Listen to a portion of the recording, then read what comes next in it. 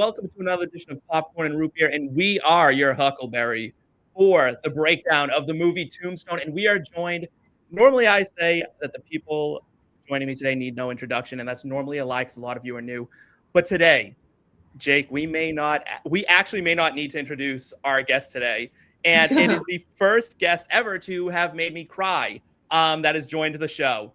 That is Sara Tomko, resident alien star, plays Asta 12 Trees. It is not Asta, it is like Asta. Pasta, Asta. Thank you.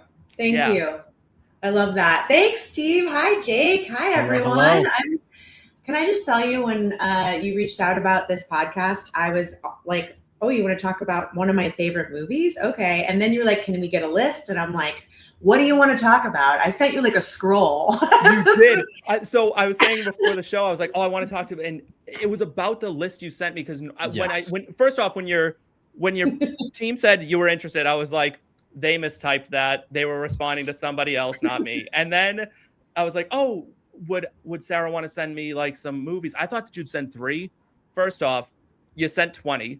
You know why? Because I always have an ongoing list of movies that inspire me, or movies that, you know, top 10s that constantly are changing. I mean, like, I've got that in my notes all the time. Like, what's the movies that that define who I am, you know, versus the movies that like bring such nostalgia to my heart that they make me cry every time or whatever.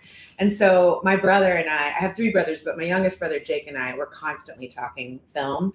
And I just love that you chose Tombstone because I watch it every year. I know it back and front, forwards. I am like obsessed with this film, and I do not think it got enough respect, accolades. Like R.I.P. Val Kilmer, who will forever be one of the best actors, in my opinion, of our generation, and also in this film.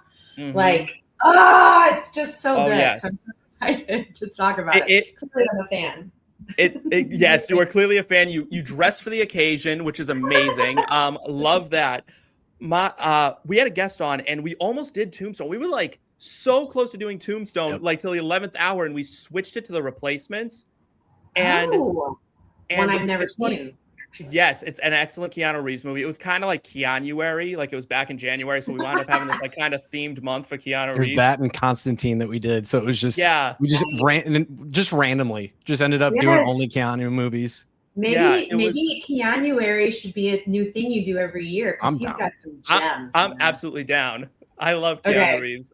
Call me back for a Keanuary, please, because I could talk Keanu Reeves all day. Sara, you just have to tell us when all you have to do is send an email, be like, I'm coming on this date. We'll just move it. Like we'll move like heaven and earth to have you here. Let's not get it twisted. You are the star here, and we are like the small little YouTube channel that's in way over our heads right now, and it's just wonderful. Thank you for having me. But we're all equals in this room, and we're film lovers and we're film geeks. And I'm so happy to talk to you guys. This is so much fun. You are a film lover because I saw that list and I told my buddy. I know what you thought of my list, you guys. I told my buddy, I'm like, she's a ball knower. She's got knowledge. She knows ball. Sara Tomko knows ball because the list was incredible. Steve's exact message to me, I have it right here. He sends it's me and him talking about like what days work, blah blah blah. Yeah. Then he sends me the list, and the first message before I can even respond, he goes, "She has fucking taste." Yes. Like, thank you. I couldn't believe it. I was like, when I had to sit there and I'm like, what are we gonna do? What are we gonna do? And I was like, I want to watch Tombstone, and I kind of had to be like, we're doing Tombstone.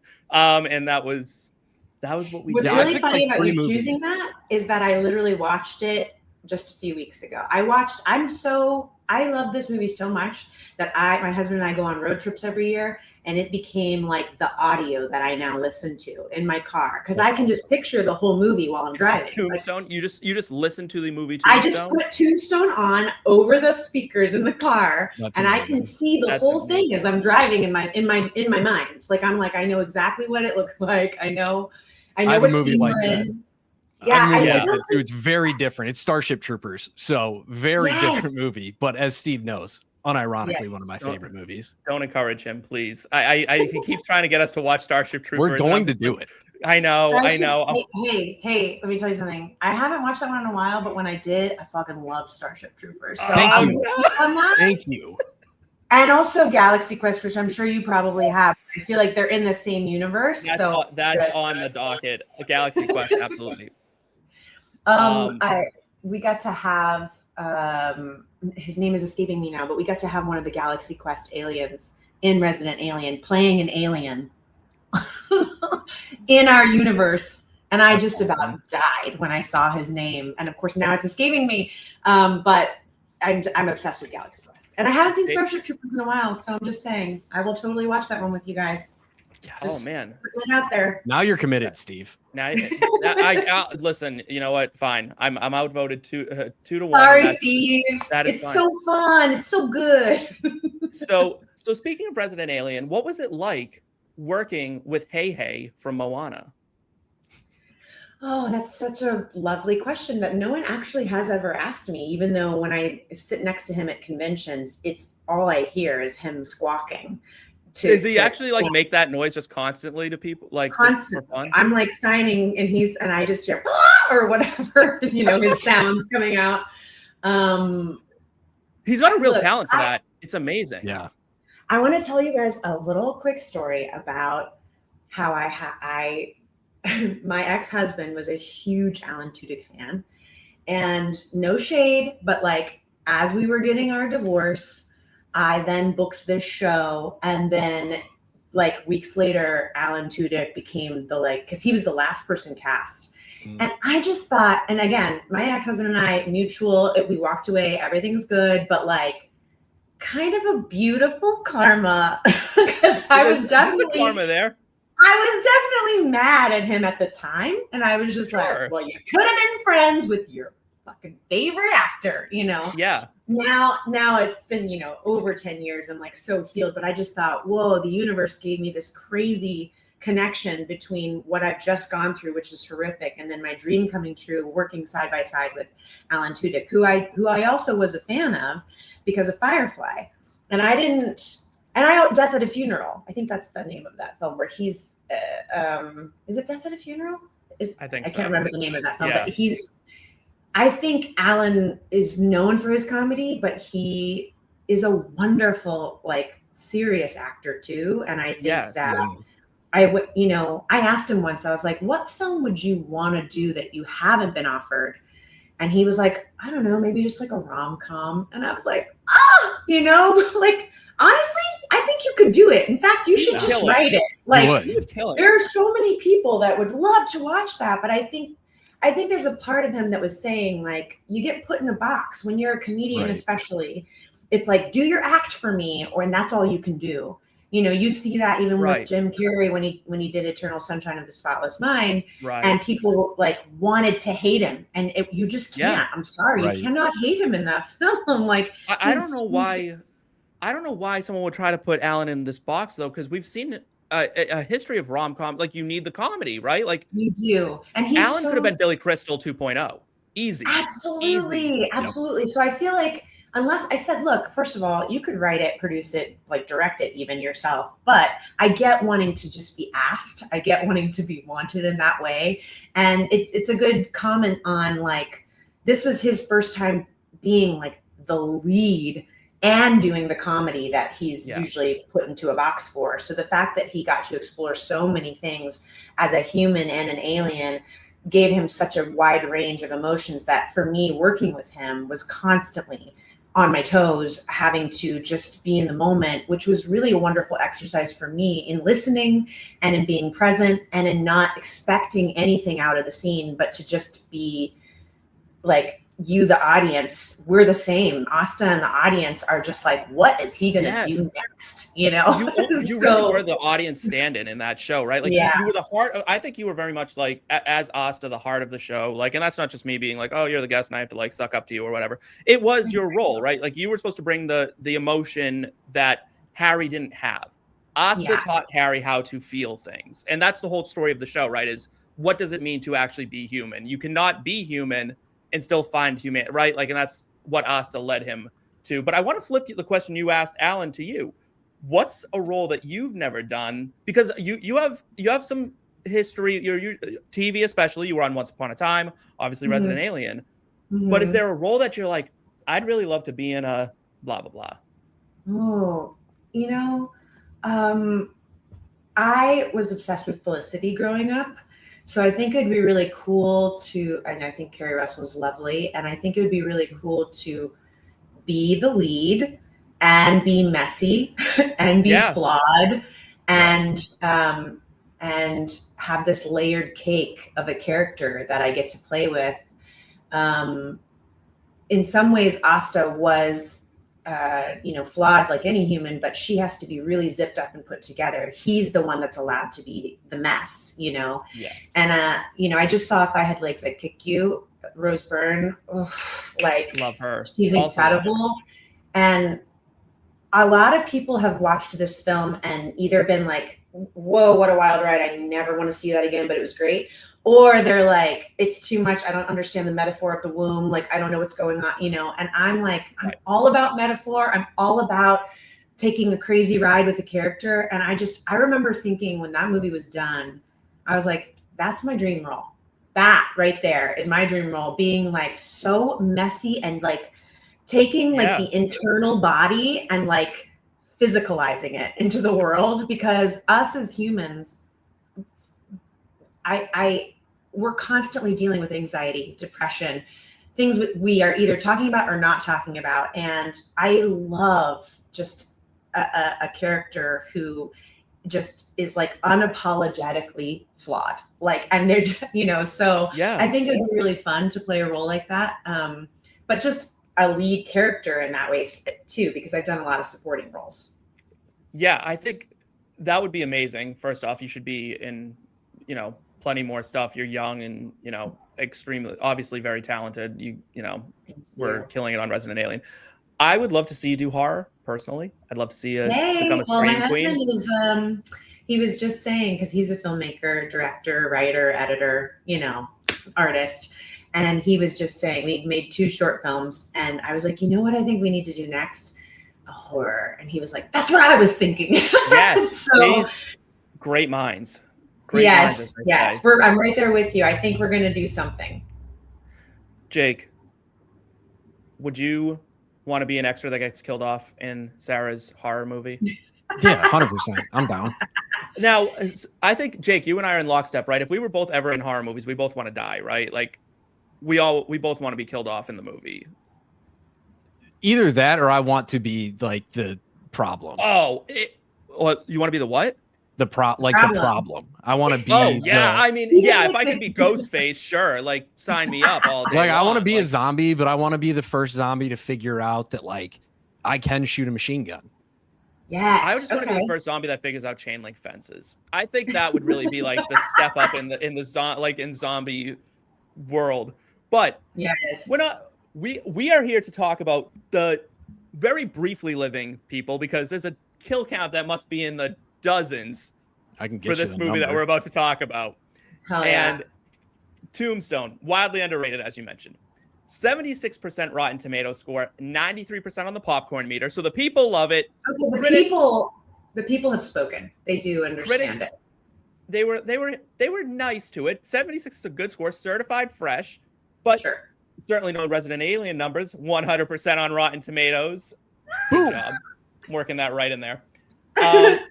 Here's the consensus on Rotten Tomatoes. It says, if you're seeking a stylish modern Western with a solid story and a well-chosen ensemble cast, Tombstone is your Huckleberry. Nice. I love that. It's not ringing endorsement, but it's nice. Yeah, I think there could be some punchier words like charisma, like adventure. It could just say watch it, and I think that would really cover the whole thing. We'd just be like, Val Kilmer is your Huckleberry, and then that's you get Val Kilmer and Kurt Russell in one movie. That's all you need. Yeah, I have so much to say about both of them. First of all, I don't think fantasy, sci-fi, horror get a lot of credit in the Oscar world. Like, we're starting to see it a little bit more. Just this most recent Oscars, like Sinners getting some love, and that is like, for all intents and purposes, a horror film, Robbed, by the way, going on the record right here saying it was robbed of Best Picture. I'm looking right into the camera. Robbed. He's talking right to the Academy. I'm furious about it. Yes, I hear you. I thought there was a couple of. I was like, I'd be happy if this. There was like 5. I'm like, I'd be happy if this one won or this one won. I was really excited though that cinematography though, like Yes, Autumn that had to won. win. Like hell yeah, like it's so gorgeous this film. But Well, I you just saw feel the, you like saw I the think show sheet. We have the because center shot of the film. In this, we have the yes, center shot of the film. yes. But I cut you off. Continue your thought. I No, I apologize. was just gonna say I think that this as a Western, as a period piece, came in at a time where I don't know, I just didn't get as much love as it deserved, even though it was a really, first of all, as a period piece, it is so well done. That it is Very such well a done. full world, it's so detailed. And I've seen a lot of period pieces where I like can see the period because they're just like ramming it into us with the visuals or the costume or the makeup. And like what's great about this world that we're in Tombstone is you just get lost in it. You're like, this is just the way it was. Yeah. And that's what you want out of a film. You don't want to think about the period piece. You just want to get absorbed into it. So that's like the first thing right off the bat. It's such a big, beautiful world. But then the cast is so well done. Kurt Russell is so charming. I feel like people don't talk about Kurt Russell enough. Like he's just kind of been this guy that's charming, and like he and Goldie Hawn aren't married, but they stay together, and like that's all I ever hear about Kurt Russell. It's not like he hasn't done amazing roles, but it's like he's not been, I don't know, upheld as like one of the best of our time, and yet he is so like those squinty, smiley eyes and his smile in this film and like his dedication is a masterclass, if you ask me. And you pair him with Val Kilmer, who was not necessarily always the most popular actor because he was a questioner. Like he would get on set and he'd be like, what about this? What about this? What about this? Because he cared so much about the roles that he did. He became kind of annoying to people in the business. And yet you see this performance and you're like, thank God he asked all those questions. Thank God he like put on 1,000% of his like time and energy and effort into this character. The two of them, it's a love story about them, if you ask me. That's the true love story. It's a story of friendship for sure. There's a friendship story that's so deep in this movie. I have so much more to say about them that we're going to get to later on. But you know who else had a lot to say was Roger Ebert. Back in the day, Raj. What did Raj say? Siskel and Ebert, they thought they were going to have to miss it because they couldn't get to a screening. But then Ebert says, a strange thing started to happen. People started telling me they really liked Val Kilmer's performance in Tombstone. And I heard this everywhere I went. When you hear this once or twice, it's interesting. When you hear it a dozen times, it's a trend. And when you read that Bill Clinton loved the performance, you figure you better catch up with the movie. Ultimately, Ebert ended up recommending the movie. Siskel did not. Wow. So, we got beef, Siskel.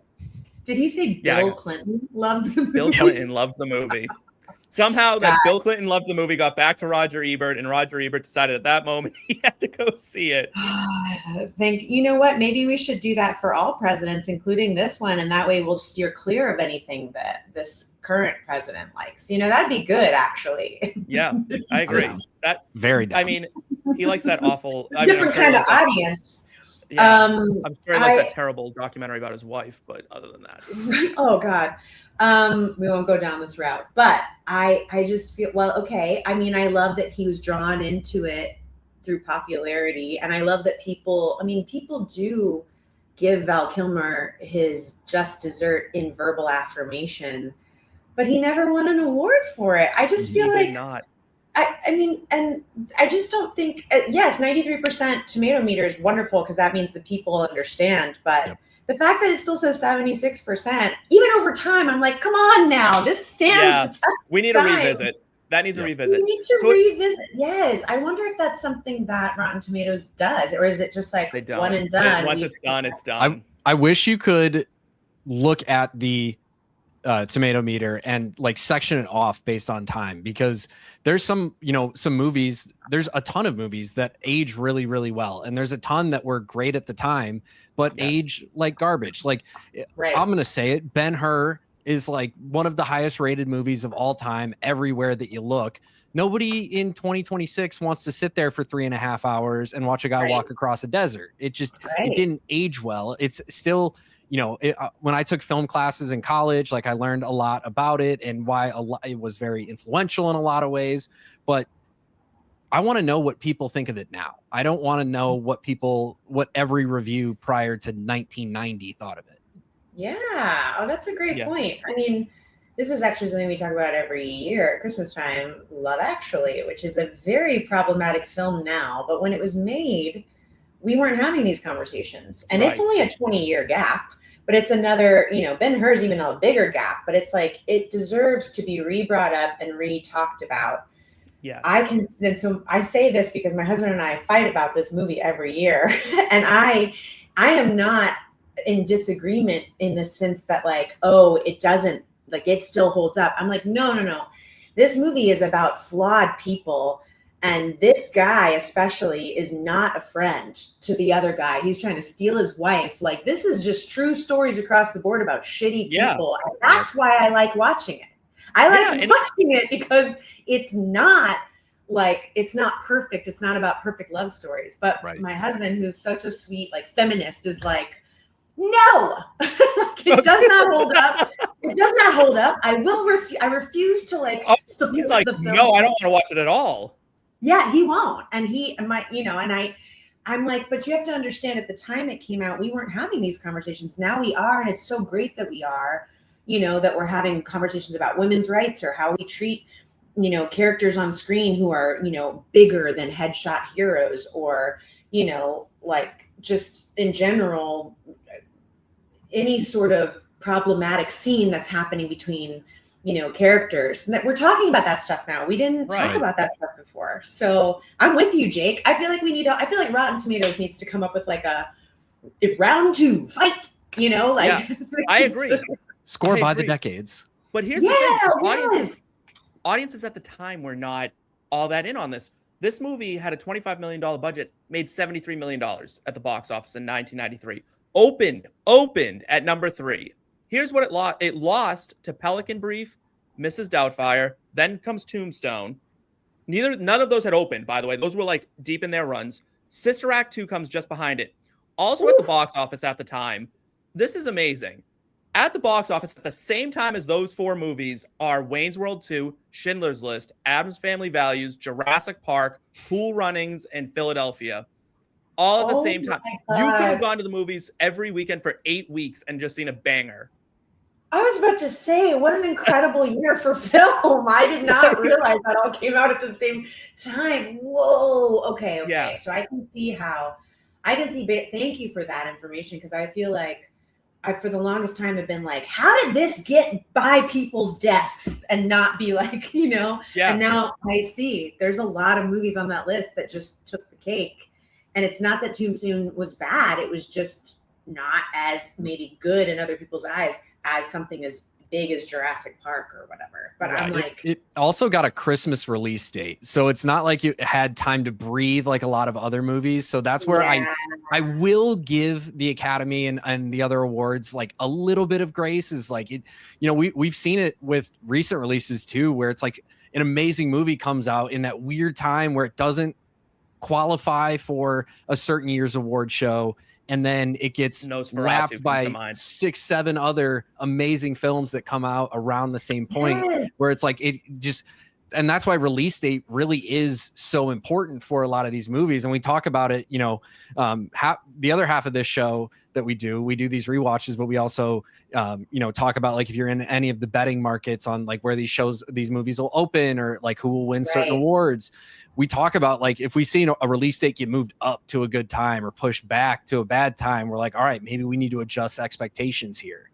That's interesting, just about like the man behind the curtain of the industry. That is like such a statement on, I mean, a popularity contest, like for sure. And who's behind it, what money is being pushed forward. It's, it's a reminder that we're very much like the White House, these politicians being pushed forward and who's gonna get the best date to come out, Right. You know, or like that really does change the game for certain films. Or if there's like any, you know, back in the days of Harvey Weinstein, if there was any sort of like tomfoolery, and Harvey Weinstein then just writes you off, but had originally you were his forefront film, but then you come out against Harvey Weinstein and then he's like, you're off the market. Right. I mean, there's a lot to what you guys are saying. Well, talk about some puppet mastery behind the scenes. So first off, there's a lot of controversy around who actually directed this movie. Because Kurt Russell claims it was him. It was Kurt Russell. Kurt Russell claims it was him, not Cosmatos, who says he directed the film. So the original director, the screenwriter, Kevin Jarre, was going to be the director. Totally in over his head. It's like, I can't do this. Studio's like, you are not fit to do this. Fires him. He's replaced by George Cosmatos. And then Kurt Russell basically like steamrolled this man on set and was like, nope, I'm going to take care of it because you're not ready. Val Kilmer has supported in his autobiography Russell's statements about working heavily behind the scenes, stating that Russell essentially directed the film, but stopped short of saying that Russell did the actual directing.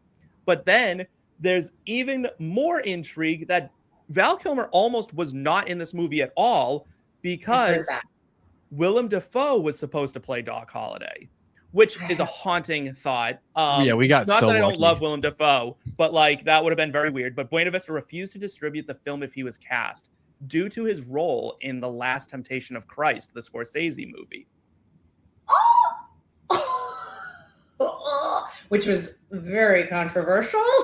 Yes.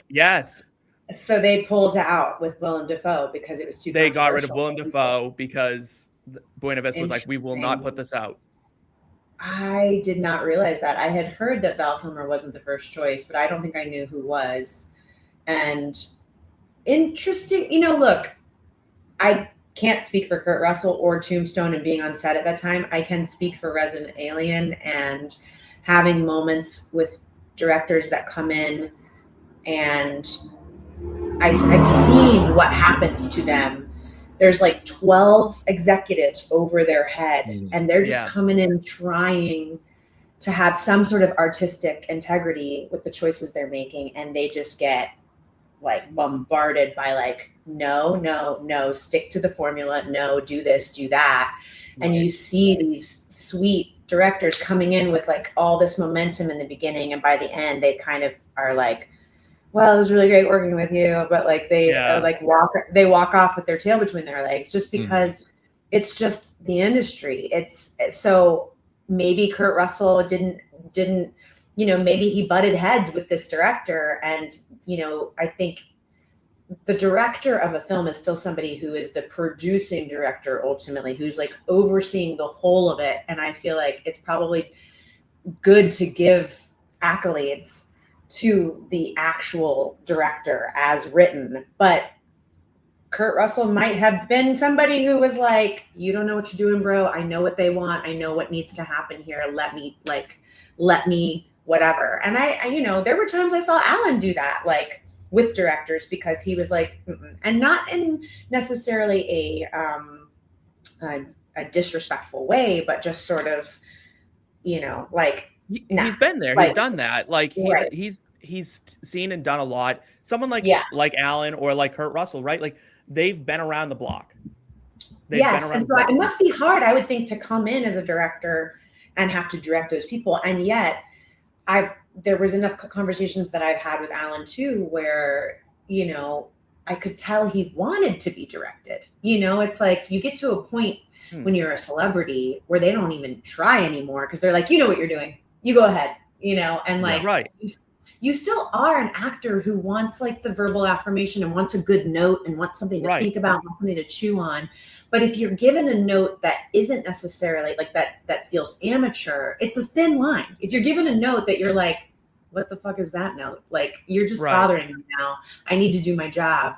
Sometimes I've seen that happen too. So I just curious, like if Kurt is saying that and Val's sort of backing him up, but also saying he wasn't like the director though. I still am like, That feels like Val just playing nice with everybody, to be perfectly honest with her. It's like, yeah, but Val has no reason to play nice, and he never did. He was always really opinionated. So I feel like there's some validity to Val being like, yes, Kurt, and also no, Kurt. I love a good opinionated actor. I want more of them. You know what I miss?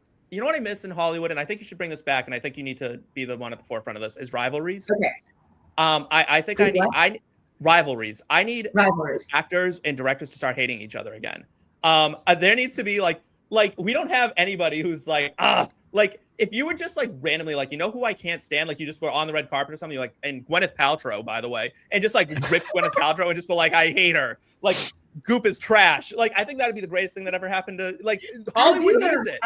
I actually do have an actor friend who feels that way about Gwyneth Paltrow. So I mean, like, cannot stand her or Goop. And it like I laughed because, my husband and I talked about how like we should make a restaurant where you like have like a booth dedicated to Gwen that is always empty, ready for Gwen to come in, but just so you can like tell her how you really feel if she ever finally comes in. Like that's how much she's mad at her. Yeah, I don't know why. Wow. Like or something like, did they have like a bad no, but to be fair, I know they didn't work together, but it could have been that she heard a bad story through another actor, or, a lot of times I try to not like make any assumptions about a person unless I have in fact worked with them or encountered them myself, because a lot of times you hear these stories and you just don't know where it comes from. But there's also enough like things, I think, where like people who talk bad about Val Kilmer, right? And then you go, but wait a second. When I saw his documentary, which I know was like, coordinated by him and his kids, and it's going to ultimately make him look good. It's not like it made him look that good. It actually showed him just being an opinionated actor who like asked too many questions. That doesn't make you a bad person wanting to be good at your job. I think we've mixed that up quite a bit. Thank you. And I think that's where I think when you get to a point of things like strikes in the industry, that just happened, and now we're in a recession. It's like, well, the executives were able to just go, okay, cool, like we'll give you what you want, but also what we're seeing now is they're just not offering that as a deal anymore. Sure, yeah, strike's over, we'll give you what you want, we're just not going to actually like put that on the table anymore. So it's still very manipulative. I have a bunch of writer friends who are jobless because of the writer strike, then inspiring the actor strike. And now we're in this, like I said, recession where it's everyone I know in crew and cast are really struggling to work.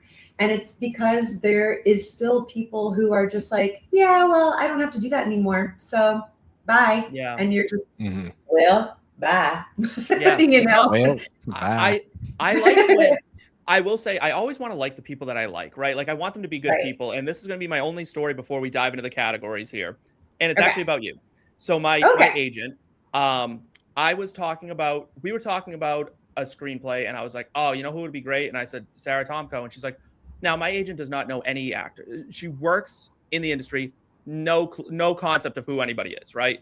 She goes, oh my God, I know Sara. She goes, not like as a friend. She goes, I knew her before Resident Alien. She worked at like my favorite restaurant. She was the nicest person. Hugo's.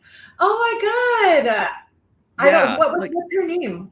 Her name's Cassie. She's like, I used to go there with like her like fiance or something now. Like, and she used to go there and she was like, I knew Sara like way back, like just through like going to that restaurant. And she was like the nicest person. So it was just very like validating that you were actually like a nice person. First of all, tell Cassie, hey, what's up? I love that. She knows me from Hugo's.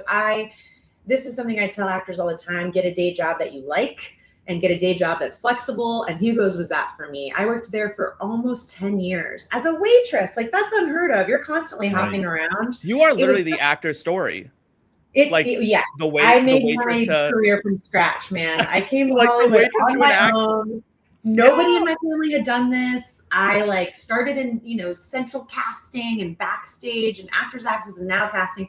And my husband, TJ, he's like, when I first met you, you kept calling it your career. And, not to be rude, but I was sort of like, what career? And I'm like, I secreted that shit. I was just like, nope, I can't go out because I got to like sit down at my computer and submit myself for roles because it's my career. Like, and you do have to have that mentality of like, this is part of it. And so is the day job, which is why I'm like, get a day job you like, it's part of it. Right. But I say that because Hugo's it's such a great restaurant that is not only a wonderful company and good food, but it was always an off the beaten path for celebrities. So I made a lot of friends and had a lot of regulars that were in the limelight, Kirsten Dunst, Ryan Gosling, like Will Ferrell, some big names. No big deal or anything. That would just come in a lot because it was a great restaurant that the paparazzi wasn't at. Like Gwen Stefani and her husband and kids back when she was with Gavin, ? Rosdale. They would come in I knew about the babysitter drama before the other people knew about the babysitter drama, because their family was coming in a lot. Right. But that was because they felt safe there. Right. Anyways, I only talk about this because A, I'm like, thank you, Cassie. I love this, that you know me from that. And B, it actually turned into something that was a connection I had with Damon Lindelof from The Leftovers, because Damon Lindelof and his wife and his kid would come in Hugo's, and I was their regular waitress. And I booked The Leftovers, not knowing that he was like producing. I just was going out for whatever. I go on set, and Damon and I are talking, and he's like, I swear I know you from somewhere else. And I was like, Damon, and I like told him his whole like his regular order. Yeah, I was like, and he was like, oh, and look at that. Like, that's amazing. So it was again, I didn't mean to sidetrack too much, but I just love that. That's a part of my journey that you need to find a day job that supports you, lets you have that flexibility, helps you take money pressure off of your craft, and just you pay your rent with that. And it was such a great company to work for. I'll love them forever. I'll probably, if I ever get an award, I'll probably thank them. I'll be like, thank you, Hugo's, for like keeping me afloat when I had no money. we love you, Hugo's. There you go. You got a shout out on Popcorn and Root Beer of all places. Look at that. Steve, real quick. Yeah. Talking about side jobs that we should have. Mine should be in research. So there's we were talking about the kill count for Tombstone, right? Yeah. Okay. 58 on-screen deaths. Nice. Okay. And Implied. the researcher in me, the only person who was on both Galaxy Quest and Resident Alien, his name is Jed Reese. Yes, Jed Reese. Thank you. Thank you. I honestly was going to say something like Vor. That's not it. Jed Reese. Thank you. That's exactly correct. I'm so good at research. A real alien in Galaxy Quest and a real alien in Resident Alien. And I geeked out when I saw him. That's anyway. Fantastic. All the mustaches in the movie were also real, except for John Tenney's, who played Sheriff Behan. Oh my gosh. I wouldn't have known that. And I love that you looked that up. I love a good fun fact about a movie.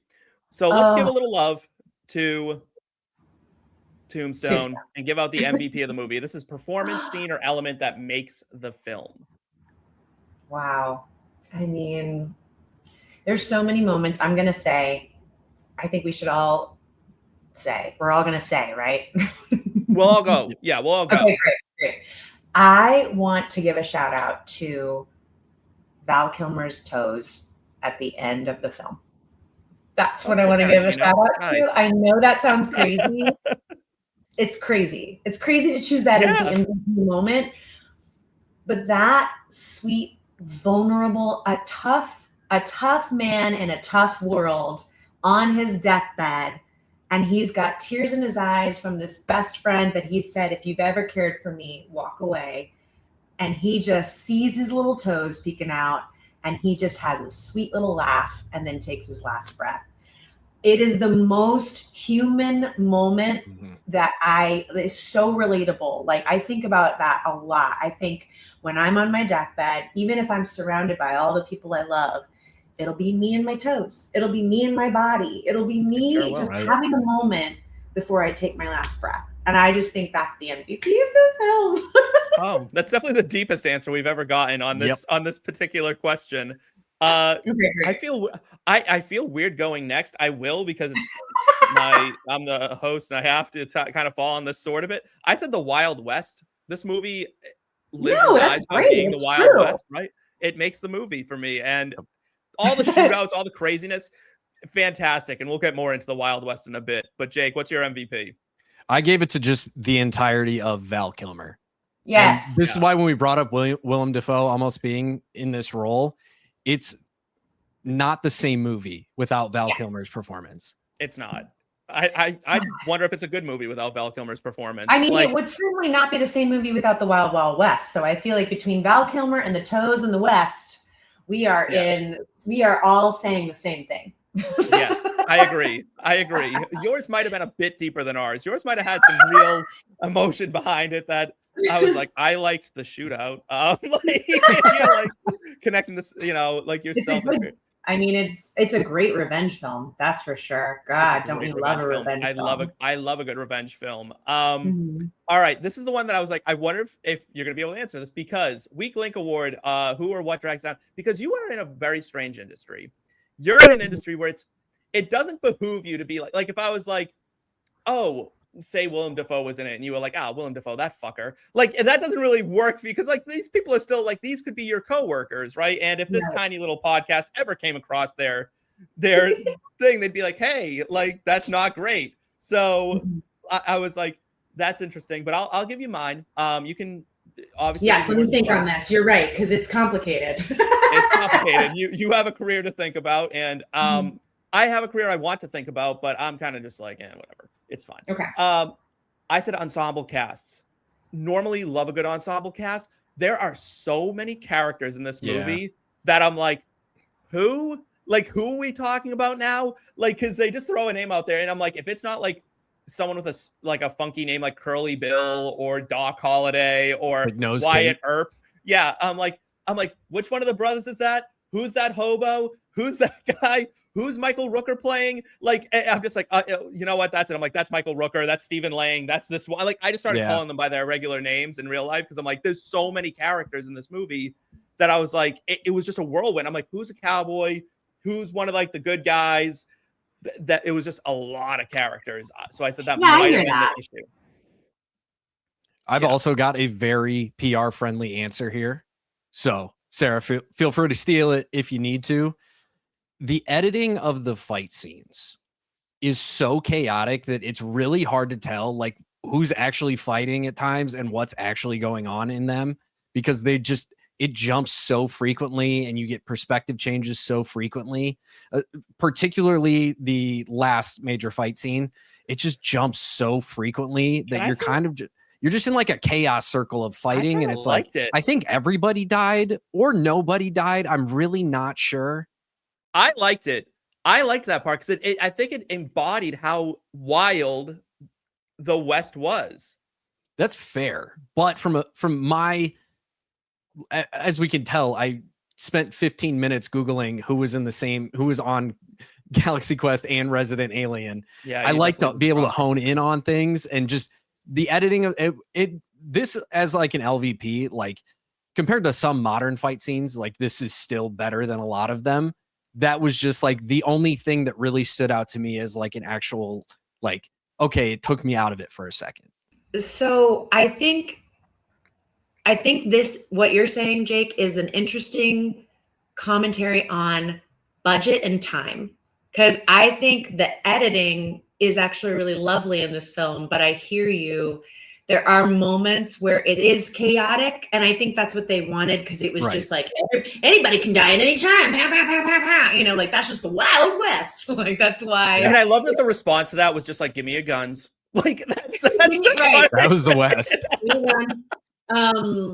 Now, if we saw two people standing in the street with guns at each other, we'd all run into our houses, call the cops. And back then, everybody was like, who's going to win? Yeah. Right. I think though that like they can't show all the deaths, or they can't do all the cool tricks because of budget and time. So it was just like, it's going to be dust and bullets, and people are just going to, you know, and they just fall over and whatever. Oh, so yeah.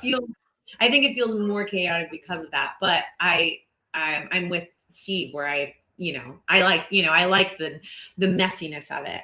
I think I actually I have a reasonable weak link award here. Nice. I don't remember Wyatt Earp's wife's name. And she's not the weak link. Her addiction to the cough syrup is the weak link, because it was so forced from the very beginning. And I think it would have been more, and like immediately she had the shakes and was like, where's the cough syrup? And it's not her fault. It's just how it was written. But it's like, we need somewhere to go. We want to believe that there's love between you. We want to believe that we don't know that maybe you have a problem yet. Like, right. it was enough of a storyline that, like, by the time you see that he falls in love with another woman, you want to feel for her a little bit, kind of like you do in The Notebook, which is a whole other movie. But you don't, right? Like, honestly, men in The Notebook are reasonable. They're good men. Yeah. You're like, oh, I feel bad for you because you're still a really good guy. Like, I just feel like they made her a villain, and so the cough syrup is the weak link to me. Yeah, they could have just written her right out of the movie, and I don't think anyone would have missed it. Like, unfortunately, because it was like, it's true too. Like, it didn't go anywhere. Like, it's not even like she died like of an overdose on screen. They're like, oh yeah, by the way, she died of an overdose like shortly after leaving Tombstone. I think it was a little bit period piece of like, this is how people got their kicks back in the day. Cuffs. Yeah, And I'm like, I didn't need a whole character to be an opium addict. So, like, I got it. Like, we're good. Right. Right.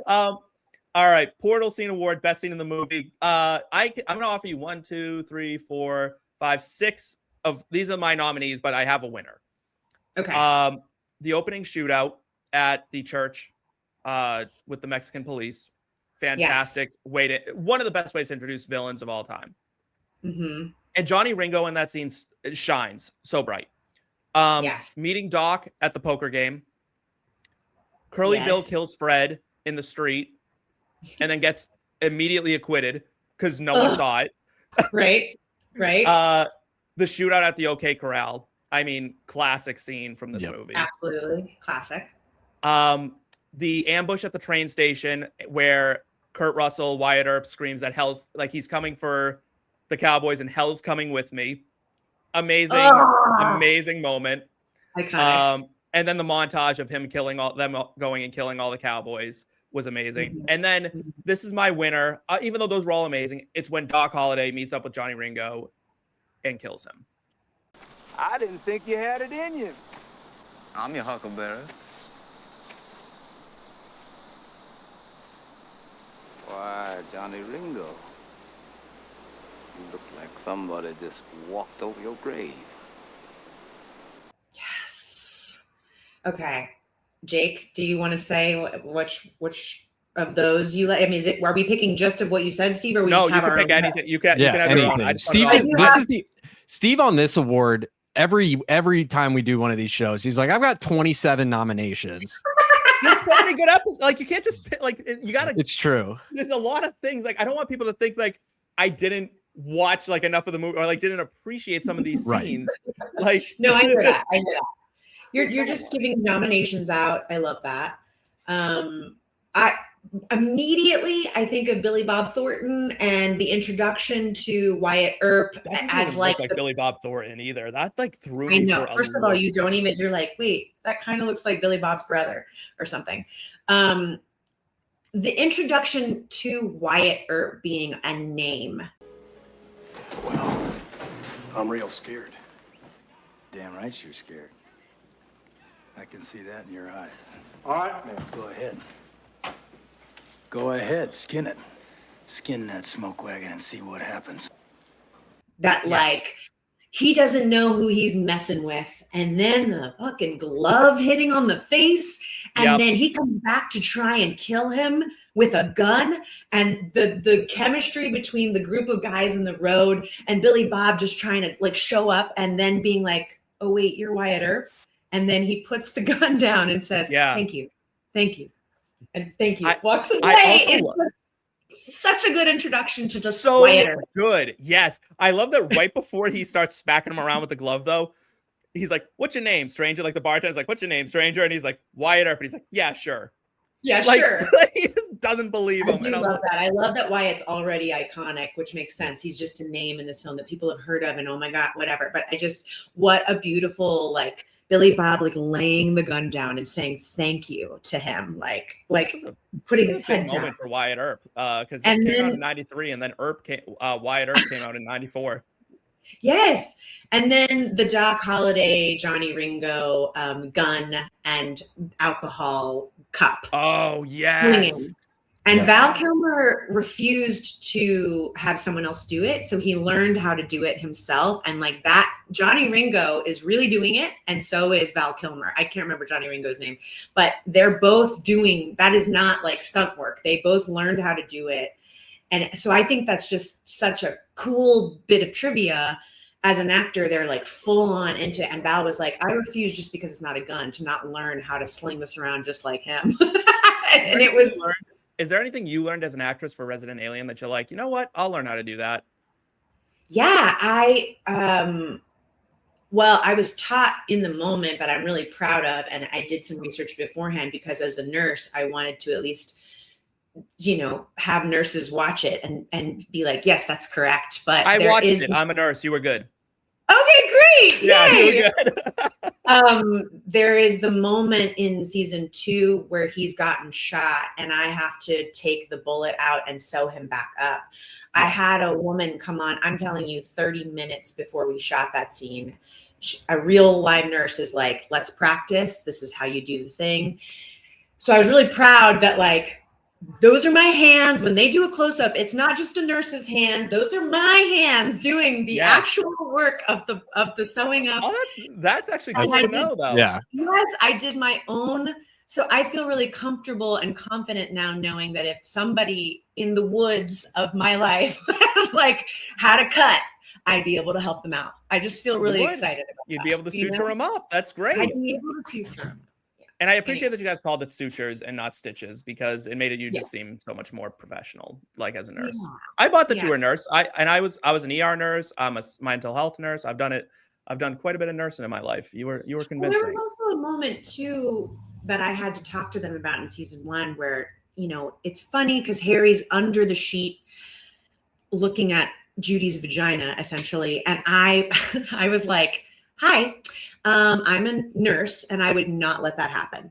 So you're going to either have to get me out of the room so I don't see it, or you're going to have to rewrite the scene. And they didn't really like that I said that, but I was like, I'm sorry. First of all, I'm a woman and I'm a nurse. Like there's no way. Yeah, no one's letting that happen. I would let that happen. So they wrote me to like leave the room for a second and come back. And that's, he takes the picture accidentally, whatever.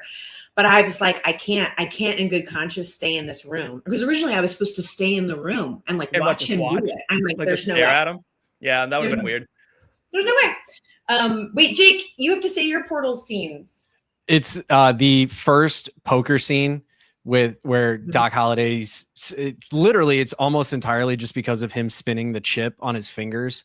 Oh, I love when people can do that. I wish I could do that. Without them guns, you ain't nothing but a skinny lunger. Dad, what an ugly thing to say. Our poor ugliness. Does this mean we're not friends anymore?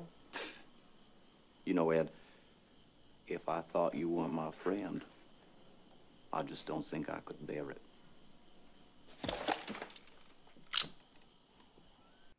That's him. Yeah. And just like the way that scene gets acted out where he's like, oh, better cover your ears, honey. And then he lays down the hand. The guy's immediately mad and turns into a fight. It's just like, that is everything that I have ever heard about the Wild West and card games. And it's like, I don't get why you would have gambled back then. I love gambling. Get me in a casino. I'm going to have a great time. If I would have gambled back then, I would have died so many times because that just happened every time. Somebody would die just because they decided to play poker one day. Save that thought, Jake, because we get to that. Okay. All right. Blink and you miss it gem. Hidden detail that's gold on Rewatch. I have one that was buried deep. Doc Holliday is heard playing a nocturne by Frédéric Chopin. Chopin, like Holliday, died in his 30s from tuberculosis, for which there was no cure until the discovery of antibiotics. You know what? I'm gonna give Val Kilmer credit. I bet he suggested that. That's how He probably did. I bet Val Kilmer was so looked up tuberculosis, looked up, you know what I mean? What would he be listening to? Right. I bet that was Val's influence. I mean, it could be. Look, the music designer, I'm sure, could also have like just had that influence. But I just feel like, maybe they do. But yeah, Chopin. I did not. That is so cool. Thank you. Okay, Jake. The only thing that I really noticed is first times you're watching it, you won't notice it at all. But then you find out that Billy Bob Thornton had no lines. Everything that he said in that movie was ad-libbed, unscripted. And then you watch it back and you're like, oh no, you can totally tell it is, but in a great way. Wait, he had no lines and they let him improv? Everything that he did was ad-lib, and they told him to be a bully. Yeah. You're right, Jake. I feel like I've seen that scene multiple times and wondered there's something different about it, but I couldn't put my finger on it. I just assumed it was Billy Bob's chemistry as, with Wyatt and whatever. But wow, I'm shocked, but also not surprised. Yeah. Like I said, it's one of those things where like I've seen this movie probably 15, 20 times at this point. Yeah. And it's that same time, like, you can tell something's different. Like, yes. Yeah. And then I've learned that as I'm doing research for this show. And then I watch it again and I'm like, holy shit. I'm totally going to be looking at that and the Nocturne. I'm going to be like, oh my God, there's so much to that. There is one little moment that I noticed. I'd say I'd watched Tombstone at least 10 times before I noticed it. So it is a true blink and miss it. I don't even know when, at some way halfway through the film, as we're in the alleyway at, the main street, a wagon just goes by real slow but quick. And it's women on it with signs that say women's rights are equal rights. And they just, you got to go back and see it. It happens. I got to go back and watch it now. It's just like they're walking off or driving off. I don't remember exactly where.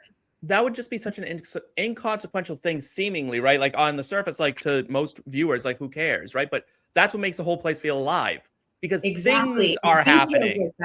I mean, I think the reason it stood out the first time was because we were in it, like probably, a Me Too movement era in the sense of like, and we were fighting for equal right. And I just remember the first time I noticed it being like, oh my God, number one. And number two, not much has changed. Like that was my thought, like as this wagon is going by and it's just such a detailed small thing that you will just miss if you're not paying. Cause you're watching the main characters like leave the scene and it's just like a wagon that's like going by like an extra, but the women are they're just sitting on the wagon, sad looking with their signs. And it is like, oh shit. That's still a problem today.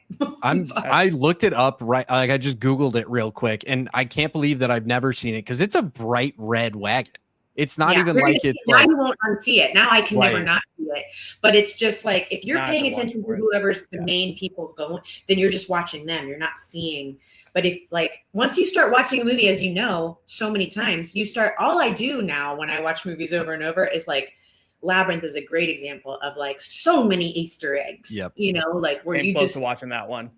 Yes. Where you're just like, oh my God, that rock in the background is David Bowie's face. Cool. It's just David Bowie's face back there. Like, which happens all the time in that film. And like, I think I've found almost all the Easter eggs now, but like it happens a lot in film that I think the more you start watching it, the more you see the set designer having an opinion. You see the set designer and the art, like the artistic director getting to like put their little spin on the back there. That's where you know they got something real good.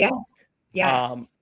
All right, the McConaughey and Dazed and Confused Vibes Only Performance Award. This is just who was there that like they were just there for the vibes, and for me, it was Michael Rooker. I don't know what he did much. He kind of was like, "We're not cowboys anymore," and they're like, "Yeah, you are." He's like, "Not after tonight," and then he like says nothing else for the rest of the movie, and then dies. And like, yes, and I get that. He was great. He was great like that. I love a moment like that though, when you you get to have like a one-liner, or again, you were saying there's so many characters in the film. There's another character for you that like this movie was like the minor leagues of acting, I feel like, because it had so many guys who were on the cusp of becoming stars and like well-known actors. It was crazy how many guys came out of this movie. Yes. I actually think that a lot about Jason Priestley. Like, I'm like, I don't know if he's the vibes only performance, but every time I watch it, I'm like, okay, not Melrose Place, 90210 must have been sort of hot, and then like now we're in a time period where it's not anymore, but he's trying to be taken seriously as an actor, and he gets to be in this movie with a bunch of names. I just always think about how Jason Priestley must have been like, I'm so glad I get to be a part of this cast. No offense to Jason Priestley, I just feel like he was trying, like, you know what I mean? It's a bunch of, you're right, it's a bunch of people, like up and comers, big names, big face, like small faces that turn into big faces and names later on. That is just like a who's who in an ensemble. It's my random thought about Vin Diesel being in Band of Brothers. Or Saving Private Ryan. Or thing. Saving Private Ryan, not Band of Brothers. Wrong. Yeah. Said the wrong thing. But so weird that Vin Diesel is in that movie. I still can't get past. Every time I see him and he has hair in it, it drives me crazy. I only see it twice. I don't know if I even knew. Is he a big part? Hair. He's one of like the guys, but he's like, he has hair in it, so you have no idea it's Vin Diesel. I think he has like 4 lines. It's at the town where they are like going around looking for Private Ryan, and they get to the town where there's like a sniper pinning him down. It's pouring rain, and he gets shot. And so like almost his entirety in the movie is after he's been shot, like laying on the ground asking for help, trying to pull a letter out of his pocket. And it's like, that's Vin Diesel. And it's like around Tom Hanks, Tom Sizemore. Yes. Like Matt Damon is in that as like a fairly young face. You're right. That's another who's who, though, of young up and coming actors at the time. And I actually had a friend who was in that as like an extra. Like there was a lot of young men who were just trying to like make their name, But Nathan wow, Fillion was in that. Like, and look for Vin. I don't think I knew that was him. Vin Diesel in Saving Private Ryan. Just real quick, I want to say vibes only to the devil in the theater. The dance of the devil. Yes, I just love. I love that reveal. I think that's such a vibe. And Wyatt Earp watching her and realizing she's the devil, and it's like such a statement about the other woman. How about a little Billy Zane love? Before he turned into an absolute a-hole on the Titanic, he was a beautiful man. And he was standing up for a woman who had her watch stolen and then was immediately killed as well. Right. Jason Priestley's like so in love with him. There's like all these beautiful side stories of like, he really wanted him to be like upheld and respected. Yeah, sweet. I agree. And then I picked Maddie Blaylock for being addicted to cough syrup. She was just there to get high the whole time. Oh, yes. It's always on this award, Jake, that I skip you. I'm sorry. I keep it literally is just this one. Only this award.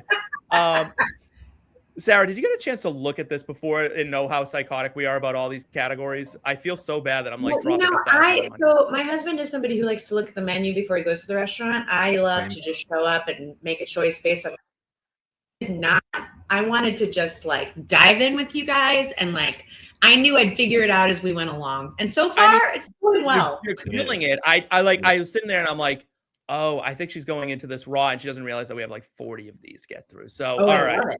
This is great. It's keeping me on my toes. Thank you for like, sometimes I have the answer right away, but I need a minute. So thanks for like, we're happy to just chat. If you ever don't have an answer, just tell a story from Resident Alien and we'll all just be enthralled. So one time I was on set. Yeah, I'm telling you, my mom is going to watch this. She has watched 0 episodes so far of Popcorn and Root Beer. And she's like, you need to send me the link. I need to watch this episode. My mom. This one's for Esther. Then Esther, I know you're watching, and I'm really grateful for you. Okay, I love you. Aw, I love you, Mom. Hi, Esther. Sweet. Yeah, I'm Jake. I do this podcast with your son. Jake says hi too, Mom. So cute. The Jim Carrey meter for how amped up did the movie start get? If you keep seeing me look off to the right, it's because I'm looking at my notes. I have it up on the right.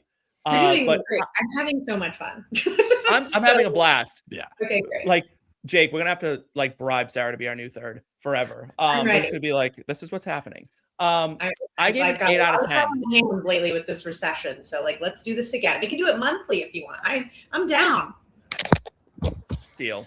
I'm serious. Okay, keep going. Jim Carrey meter. Explain to me what it means again. So how amped up did the star of the movie get? So in terms of Jim Carrey, so for example, my answer is 8 out of 10. Kurt Russell turns it up in this movie. Jim Carrey, known big performance guy. Right now, a 10 would be like Ace Ventura, and a 1 would be like, I don't know, something sad that he did. It'd be like Eternal Sunshine. Eternal Sunshine. Yeah, like just real reserved Jim Carrey. This is an 8. This is solidly in the Dumb and Dumber range for Kurt Russell, especially when his brother dies and he walks out into the pouring rain and he just sits there with his hands out like this, like, and he's just holding his hands out and he's not doing anything and he's just wandering around. And then there's the scene where they're in the creek, right? Like they're in that like river, and he just stands up. He's like, no, and says nothing else, but he just keeps going, no, no. And then like kills Curly Bill. Like, I'm like, why does he keep saying no? I didn't understand what was happening in that moment, but like, he really ratcheted it up. So it's solidly a Dumb and Dumber level of like Jim Carrey to Kurt Russell. Like that's where he's at. He cranked it way up. I don't know if you saw my reaction, Steve. This is like the 4th time that you and I have given the same movie and like the same, because I also have Dumb and Dumber. Yeah, this is like the brainchild of us not being able to like stay on track. This award became because we like got sidetracked. We're like, oh, like Jim Carrey-ish was this character and blah blah blah. So I feel like the whole movie sort of has that with all the chaos and the editing, like you were saying, and all the fighting. Like it goes from them just sort of showing up to this new town, and you get the like villains at the start. I mean, like this guy. He's wild, and when he takes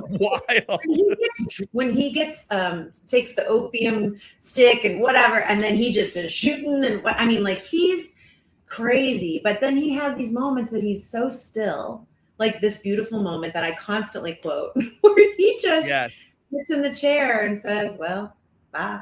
Like you're like, that is such a villain thing to do. He doesn't even have to like make a big scene of it. So I feel like this movie is constantly Jim Carreying around. It's like we're being thrown into like a tornado of Wild West, and then all of a sudden it gets real quiet. And I think that's what makes it so intriguing is that there's a bunch of actors that can sort of lean on almost melodrama, and yet they pull back and they have such strength that you're like, whoa. This is serious. Yeah. I will say, I almost, and especially what you're talking about with like the whirlwind of everything. There's the moments of stillness, the moments of chaos. I did almost go a series of unfortunate events, Jim Carrey, which based off of your description, that's probably where it feels like you would end up on the Jim Carrey meter. Yeah. Interesting. I love it. And do you have to? Do I need to pick a Jim Carrey movie? Or can I just say? You don't have to. We do. It's just, okay. I mean, I think Eternal Sunshine is a great example because of all the dreamscape worlds and all, like the crazy. He does that he goes through. Points. Yeah, it's not. You know what? And the thing is, there's no right answer to this question. Yeah. Or any of them. Yeah. But I hear that. I hear that. We've been heard, Jake. Is there a better title for this movie? I say no, but there are some other options. And the only one I could come up with, and I wanted to be creative, and I could not come up with a title for this movie, I have The Shootout at the OK Corral. I don't know. I've never even thought of that. Tombstone should probably go down as one of the best names for a movie, maybe ever. Yeah. Especially because it's the double entendre of like the town could be called Tombstone. Everybody dies. So everyone dies in the town of Tombstone. Absolutely phenomenal name. Also, have you ever been to Tombstone? Like actual Tombstone? I have not. I want to go now. I'm much newer to this movie than others, so I had not watched it when I picked it off your list. and I was like, I need to watch Steve, welcome. Oh, Yeah. I feel like we popped your tombstone cherry. And you That's did. So sweet. Me and your earrings were both full cherries. You popped it. Oh, I'm so glad you finally watched it. It was so good. Wait, now I need to know. I thought we were talking about this. Me and Jake are the fucking experts over here. Yep. You are a newbie, so you really are seeing the whole world. Which, I'm jealous. You're seeing the whole world for the first time. Yeah. It's like when people tell me they haven't seen Twin Peaks. I'm like, oh God, I wish I could go back to watching Twin Peaks for the first time. Twin Peaks. Now let me tell you something. I could have a field day watching some Twin Peaks right now. Yes. And then the Psych episode where they spoof Twin Peaks is peak television as well. Yes. So now I need to know, as a first timer, I know what, I mean, you've given so much information and I can tell you like it, but it's not like you watched it at the time that it came out. You're watching it now. So is there anything that you're like, oh, the movies are made so different now? Or did you have any guttural reaction to this is, or was it just no, I'm just enjoying the story like any other film? I appreciated, I am a horror movie fan, right? So I am big into horror movies. And I love a good, I want to see some gore. I want to see some stuff like that. And I really appreciated some of the practical effects that they used in this movie, especially back to Michael Rooker. When he's a corpse, it's a grisly scene, right? When Johnny Ringo takes a bullet to the head, that's a that looks like he took a bullet to the head. There's some real great practical effects in this. This movie came out probably 3 years before, probably because when did 7 come out? 7 is the cutoff for movies for me when movies started to look high def across the board. This is one of the last movies across the finish line that didn't get the high def treatment, but it worked for it because it almost felt more Western because it wasn't high def. I felt that dust was there on this lens. You know what I mean? They needed to use even the sun was a real light source for this movie. They didn't just light it with LED lights. You know what I mean? It was, so it felt so big in a different way than we normally get today. It's so rare to have something like that today. I truly loved it. I miss, I've said that before, obviously with the AI conversation, don't get me started. I'm so angry. And I get that there's benefits in certain regards. So yes. And also it's a detriment to this type of thing. Set design, the bigness of a world. I just saw Wizard of Oz at the Sphere in Vegas. And it is so cool how it's so many people who have worked on it to reanimate it so that it'll stretch out as big as it is and whatever. But because of these liberties, they went a little too far with the CGI. And the entirety of the Emerald City building as they come around the brick, road and they see it is just all CGI. And I'm there's something really special about the original set piece and the painting. And I do think that we lean on CGI and AI way too much now in a way that I'm what happened to just people using their hands and it looking, like you said, so real. These amazing makeup artists and the special effects, that's where I feel it's something I appreciated about, not to keep going back to Resident Alien, but you are, an actress that was on a major show. But I often think, when I think of Resident Alien, it's weird, always Harry's cabin, right? And that was a real cabin on the water. You guys were there. It seemed like at least you were there in this area. Now, I don't know if you guys were on I would love to know if you were on a soundstage or not. The proof, Steve? Yeah. His cabin, my sweet little dog over here is give me attention. His cabin had only 2 sides, 2 walls. So when you that was a real structure? No, we built it. Because actually at the location with the lake, it's a commonly used set for things in Vancouver. In fact, I showed up to that set and was if I just turn around, that's where I popped out of the tree as Tiger Lily in Once Upon a Time. It's I've been on that set before with the lake and the forest. It's a very common shoot in Vancouver. So they had to build the cabin because it's not there. There's nothing there so that you can build things on it. Right. So I would open the door. I'd like show up in my car and then like go inside to see Harry. And the magic of filmmaking is if you saw the truth, I'd open the door to a lake. There was nothing on the other side of it. But I would open the door to then cut to the warehouse set that was built of the inside of the cabin. Right. And so it Amazing. really, and then they had an amazing backdrop that looked like the lake when Right. you're inside the cabin. So much to the point, even the way the lighting designer did the lights, I would sometimes, because Vancouver is known for gray days, I would sometimes go sit on the set porch and like just lean back and pretend that I was out by a lake with sun on me, because it had the way they did those lights made it seem like it was Right. sunlight. But like that is the power of, you know, movie making, Right. TV making magic. There was Yes, never a and cabin. practical There's a cabin. effects. There's an internal cabin and then there's 2 walls Right. to an external cabin. And that's But it. they didn't CGI the cabin. You know what I mean? And that's the thing. No, Is it's there still was a built. structure. It was still complete. No, that's what's great is like it was still, other than like alien universe galaxy stuff. Right. Unless they everything wanted to was send you built. guys to space. Right. I mean, almost all of it was still built like with a construction crew and people who painted it and hammered it with nails. So, Was Alan in the alien costume? yeah, he Was he? had a double. Yeah. Oh yeah. He liked doing his own work. He did have a double for when good to he know. had to be, you know how sometimes you see the alien reflection in the mirror? Love That that. would- That that was would always be- some of my favorite shots.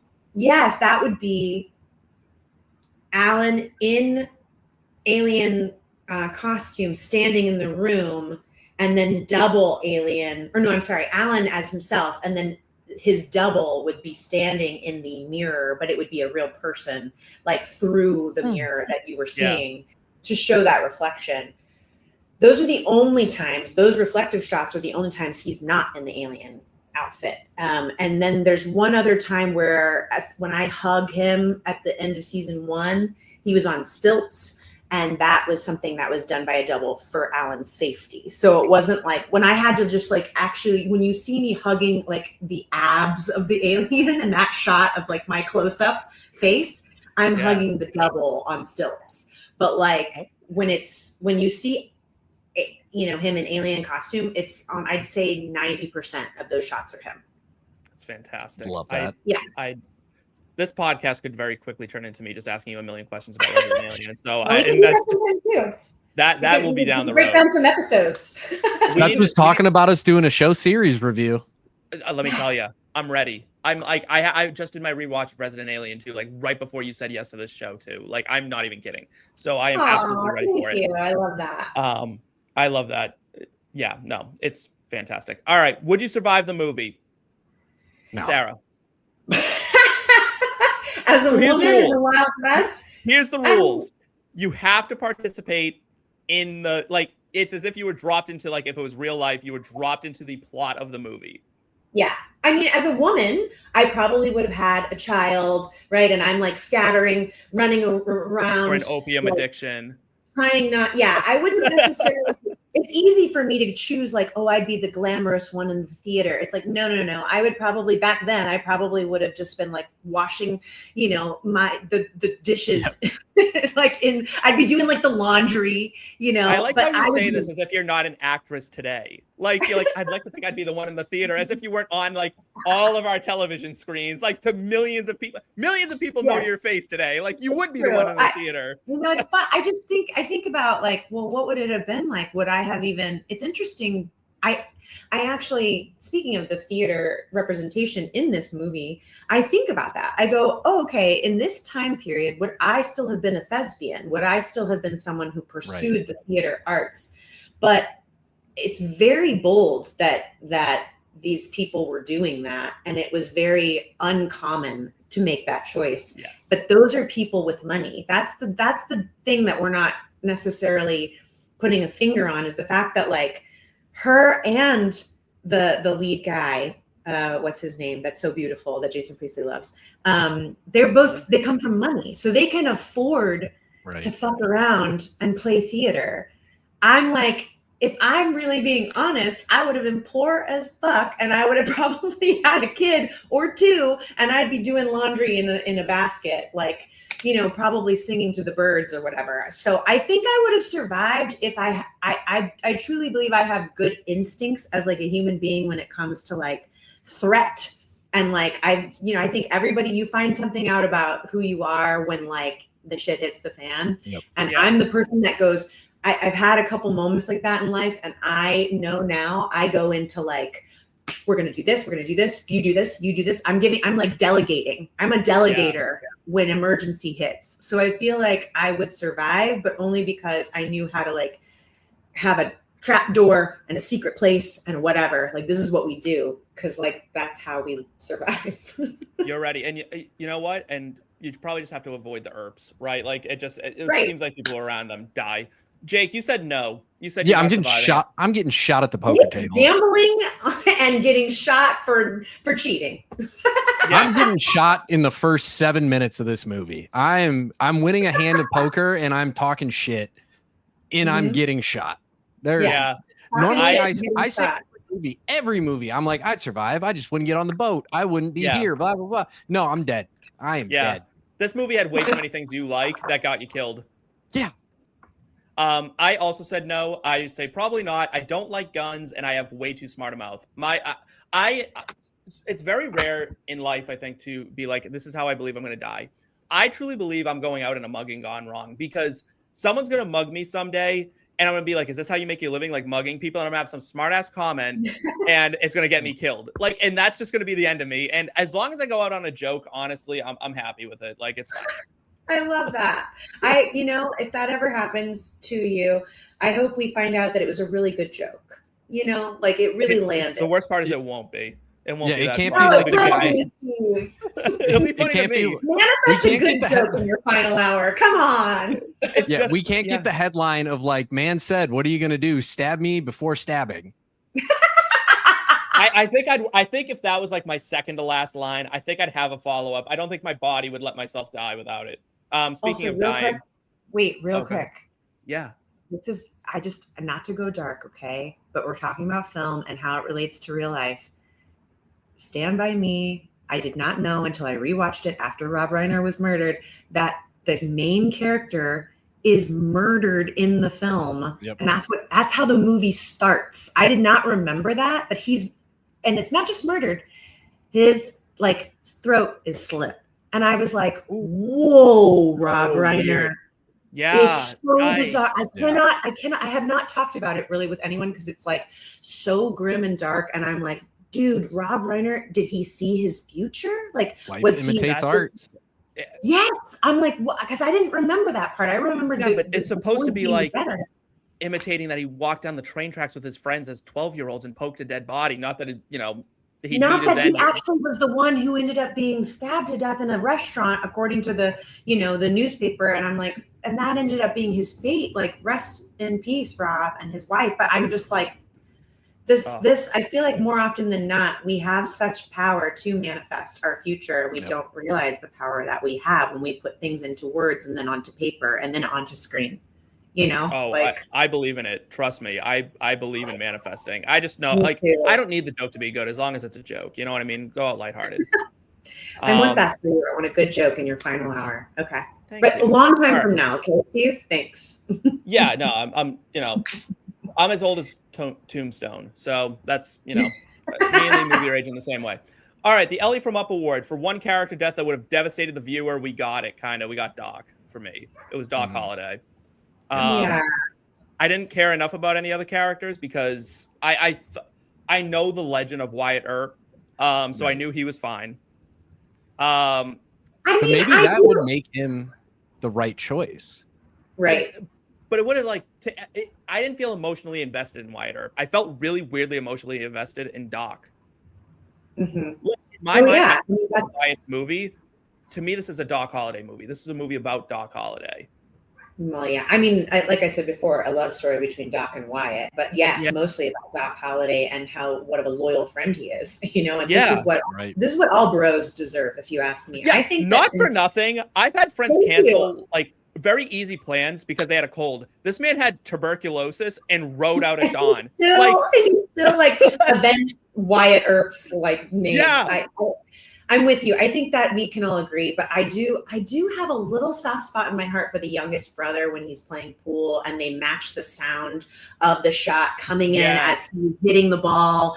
And then he's so innocent. I mean, he does such a good job of playing innocent. Can we talk about his final line though? How haunting that is. Remember I told you about the light when you're dying, and he's like, "There's nothing," and then he just dies. I'm like, I was like, "What?" Weirdly enough, I made a joke like that. No, this is deeper than people gave it credit for. That's all I'm saying. It is.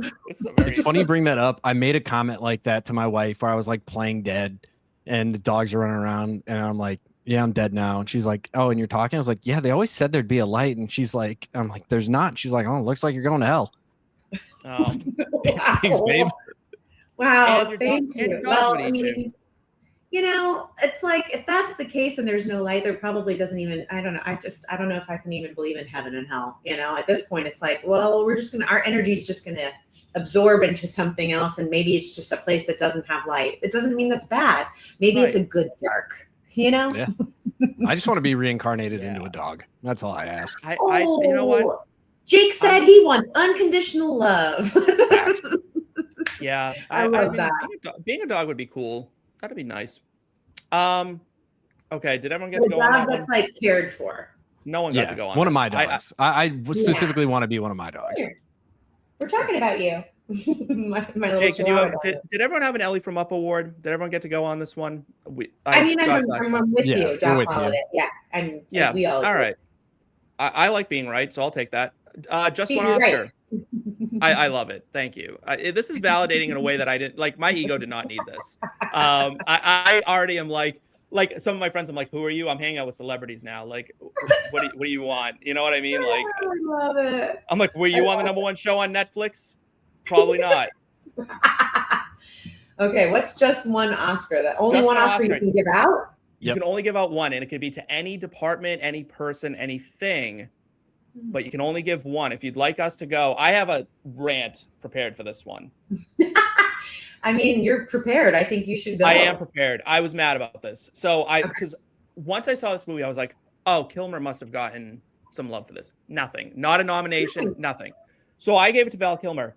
Not only should he have been nominated, he should have won. Here's who won that year. Tommy Lee Jones wins for The Fugitive. Fine performance. I do love The Fugitive, but no. I like The Fugitive fine. I like Tommy Lee Jones fine. But he if you're comparing the two, no. That's because Tommy Lee Jones, while a great actor, kind of just grumps his way through a lot of movies, and Tommy Lee Jones just seems like a grumpy fucker anyway. He's charming, and Fugitive is fun, but that is not the same performance. I'm sorry. This is the problem I have with the Oscars, is that they're literally pitting people against each other that are doing completely different work. And as an actor, you know, I think the outside world, people who don't, you know, do this as their job, they can go, oh yeah, you know, that's definitely the best. But when you're in it, you're like, that is such a different type of work than this. Like there's no comparison. Wildly different.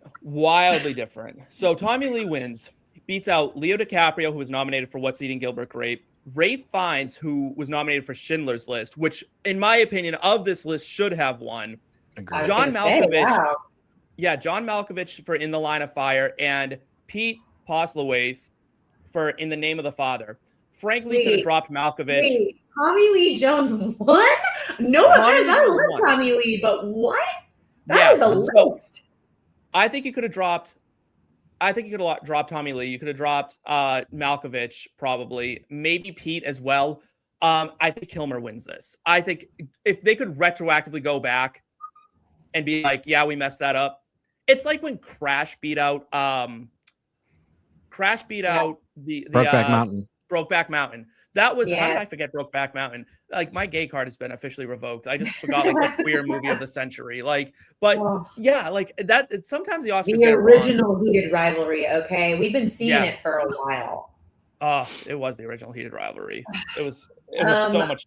I'm with you. This again, this is like where politics get involved. This is where you have to go, who knows who and why and what have you done? And I mean, again, no offense to Tommy Lee Jones, but this is also what irks me about fantasy, sci-fi, period pieces. Like, Yeah. if Val Kilmer did this role, which the caliber of this role in anything else, he might have gotten more love for it. But because it was a Western, we were in a time period where they were just sort of like, yeah, I mean, it was good, but like, right. We don't really give its accolades. And this is where like someone like Alan Tudyk has never gotten an award either. And you're like, he's really incredible.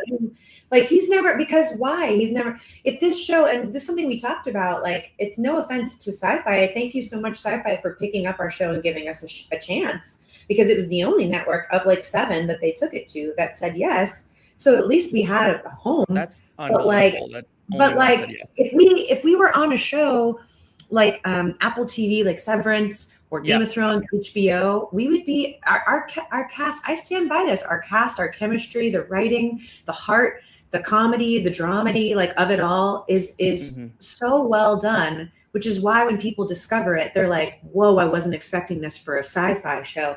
If we had been on any other like more popular network, we would be at Emmys. We would be getting awards. Like there's just it's just with more money to push your show. Yeah, there's money behind like the marketing behind it. Sci-Fi's had some wonderful movies and shows that I've watched over the years. Well, I haven't always hit the mark. I get that there are definitely moments. There's been some like cheesy choices and things they've done or whatever. But like, I just don't think it's fair. Punishing your show because Sci-Fi isn't batting 1,000 is not necessarily fair either. I agree. Anyway, Val Kilmer, hands down, just like because he didn't get an Oscar, but also because of his performance, is the one Oscar in this film that I want to hand out for sure. I agree. Jake? It's not really an Oscar, technically speaking, but I would give it to set design. Yes, I love that. Yeah, that's great. You know what? It is an Oscar. It's an Oscar because you made it an Oscar, Jake. Okay? Screw the Oscars. They're the Jakes now. Yeah. New awards coming soon. That. The Jakes. My little brother's name is Jake. He would love that. The Jakes. There we go. We'd pick better movies to win. We'd pick better movies. Well, actually, I mean, at this point, I feel like maybe it'd be like awesome if we could start our own award show and really give, as cinephiles, give out like due diligence. I think we'd do a better job. We have the golden buckets. We do it here. We did it at the end of the year. Wow. Last year. Yeah. Okay, great. I love that. Yeah, golden buckets. All right, this is my favorite category. Is this movie better with Gwenyth Paltrow, Joe Peche, Adam Sandler, Viola Davis, Nick Offerman, or Jim Carrey? No. Oh, you know what? You know what? First of all, my first reaction is no. My second reaction is Nick Offerman does not get enough love. This man is a very talented man. He is so funny, but he is also I mean, did you see that episode of The Last of Us? Last of Us, come the fuck on, okay? One episode was Oscar worthy. Yes, we all had to take a moment and be like, I'm sorry, Nick Offerman, hello. Like, and I had already known that about him from some other movie I watched with him where it's like a sweet little indie film with him and his daughter and they're playing music. And he's just so lovely. He's such a kind human being too. And I feel like with that beard, I feel like with that. I picked him. So normally we have like the rule of the category is you must pick someone to add to this movie. And I picked Nick Offerman. He's skilled enough to be a rough and tumble cowboy. He is very much, I love that he has all the skills. I don't know if you were a Parks and Rec fan. But I didn't watch the whole of it, but I did see some of it. And yeah, I mean, I get the comedy. He does all that stuff. So he builds canoes and things like that. Yes. Like that's just what he does in his spare time. Smart. He's such a smart, clever, talented I love man. Nick Offerman. Mm-hmm. So that's my pick. Jake, that's your pick too? Yep.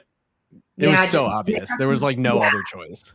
And I mean, like, let him grow the real beard because he can. I mean, he would just be, who he could not to be mean to the original sheriff, but he could replace the original sheriff. That's who I would replace. When I wrote out my answer, it was Nick Offerman as the sheriff. Oh, I'm so glad you both segued me right into the Thackery Binx Let's Recast That Role award. You're welcome. Because I don't know if you're a fan of Hocus Pocus. It wasn't on your list. Okay. No, I am. Here's why it wasn't on my list. Hocus Pocus 2 was an abomination, so I was really mad. But Hocus Pocus was so sweet and magical and pure, and at the time, those women crushed it. And then they tried way too hard to recreate something that was 20 years old instead of recap or something like that. You have to just be present in the moment and just be honest about who you are now, not who you once were. Even if it's a character that's being redone, you still have to give it. No offense, they're all wonderful actors, but I just feel like. So I was mad at Hocus Pocus 2. So now Hocus Pocus is not necessarily. We actually we've already done it on this. Jake hates it. So I don't hate it. Let's. I think he gave it like a 4.5. It's not on my top whatever, Exactly. It's not. It's a fun one, but it's not like I don't even watch it every Halloween. Like it's just like it's cute. Oh well, I love it. I love that you love it, and I love that for you. That's so nice. You've been so sweet to me this whole podcast. I'm about to ruin it. I said recast Kurt Russell. Oh wow. I like Kurt Russell fine. I actually prefer him in Bone Tomahawk to this. I think that's his better Western. I think a few times along the way. Now, listen, Kurt Russell at this time, first off, gorgeous man.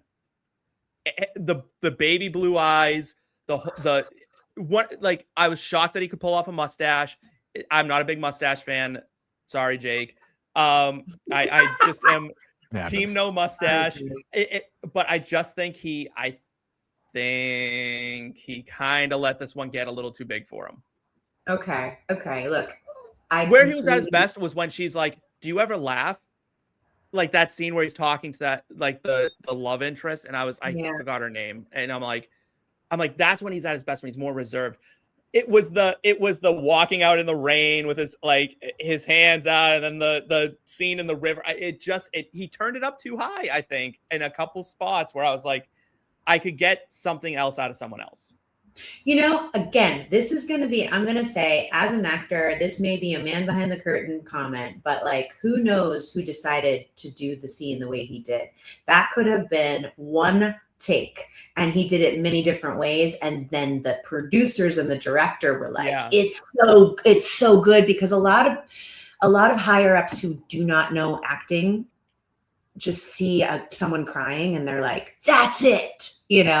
Like I literally saw someone make a video the other day of like all the best actresses that have gotten awards since the 70s. And every clip they picked was them crying or angry. And I was like, guys, that is not the only way to act. Like it's just because that's a clear physical emotion. Yes. People are like, well, she can cry, so she's really good. Can you cry on cue? Yeah.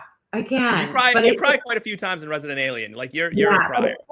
I don't even like to say cry on cue. I can get to a place. I can be in a headspace where if you say that's something you need from me, I'm not going to go and beat myself up and bring my own life to it. I'm going to just be in my body in the moment and like understand that this is what you need. There was actually moments where I was told not to when I had like.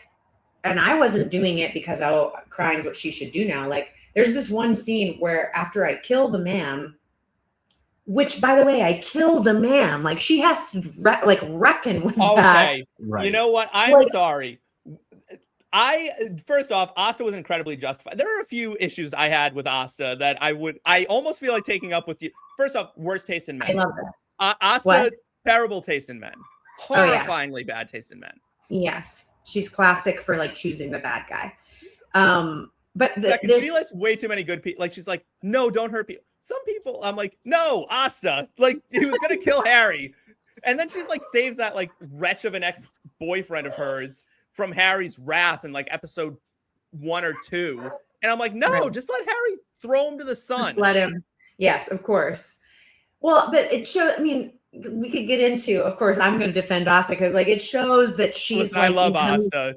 Even though he's a bad guy, he doesn't deserve to be beat up. Like whatever. She's a good person. Yeah.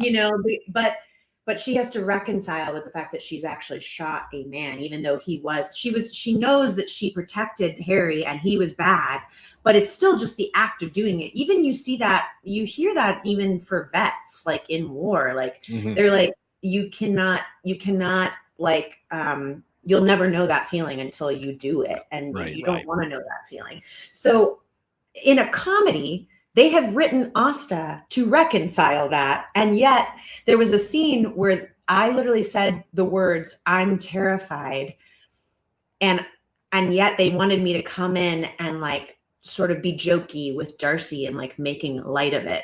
And I was like sad and terrified and like in it. And they like were like, but maybe if you could not cry. And I was like, guys, I am not trying to cry. Like I'm literally in this moment terrified because that's what you said I was. Right. So I'm having a visceral reaction. I'm like dealing with this thing, this man I can't. And then they realize, okay, well, it's too dark for a comedy. So we're going to change it up.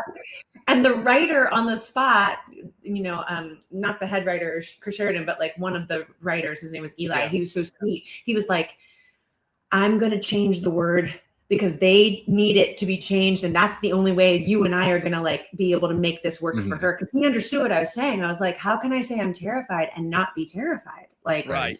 That's a fair How can I make a joke of that? You know? So again, I bring it back to Wyatt Earp and that moment that's so melodramatic. And it sounds like he directed himself. So maybe he's the one that chose that. But that being said, there are so many times as an actor where you make a choice because they tell you to push it. But you're like, that's not it, but I'll do it for you anyway, because you're asking me to do it. And then that's the one they pick.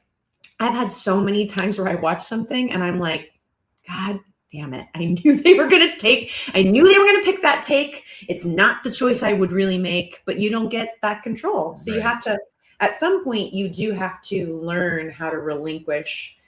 You have a certain amount of control over your character and over like the choices you're making, but like you also have people you answer to. In TV, especially. In film, it's a little bit more lenient. You have more rehearsal time. You have more room to like maneuver and talk through things. In TV, it's like, we have 2 hours to get the scene. We don't have time for your, okay, Val Kilmer, we don't have time for your questions. You know, like, and so I'm with you, but also he's so charming. I just can't imagine anyone else doing Wyatt Earp, unless it was Ed Harris, who I'm obsessed with. And maybe Ed Harris. Then? So who are you recasting? Okay, Jake, you go so I can think about this. She thought she could be all sweet and nice, and I'd forget to ask her who she's picking out of the movie. You're right. Who would I recast? Okay. Go ahead. I feel as a whole the casting was phenomenal. So I went with just Bill Paxton's character, Morgan Earp, just because it is very much like an ancillary character. Like it's important because you get the brotherhood and, you know, all of that aspect to it, but he plays such a minor role comparatively. Yeah. That I'm like, you can get the boot, Bill Paxton. Look, we love Bill.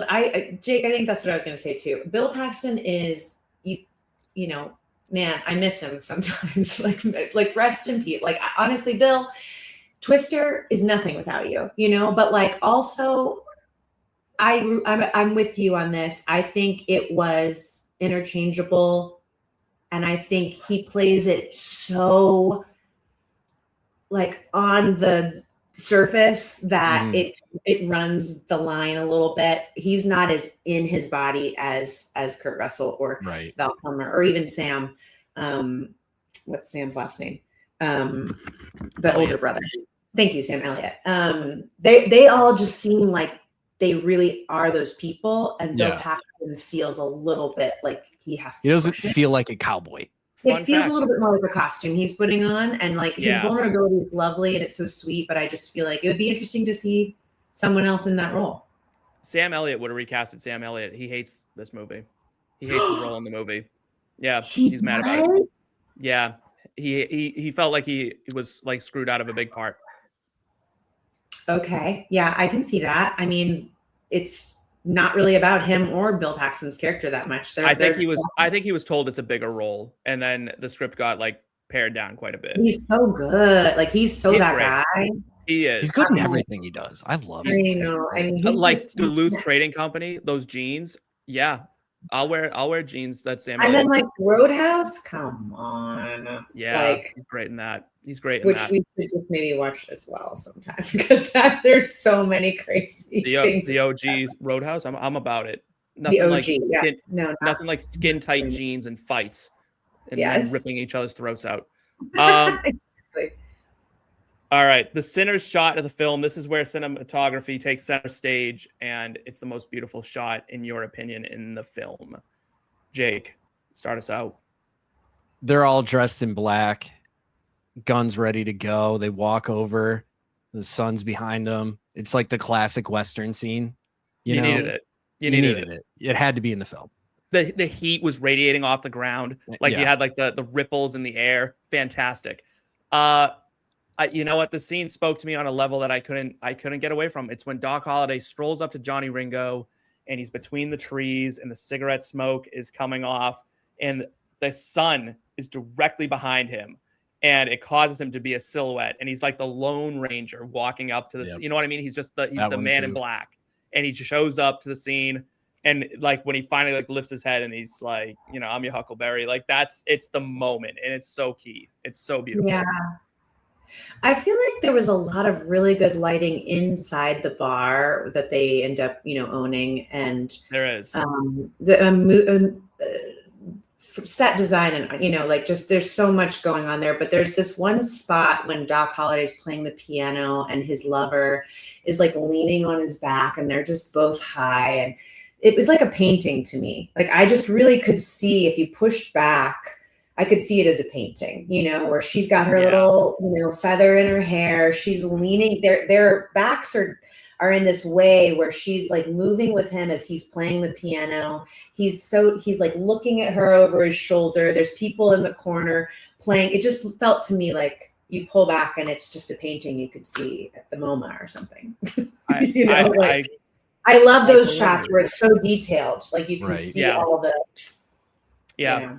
We're gonna skip the LeBron James decision award just to cut down on time a little bit, because it's always a wildly confusing category anyway.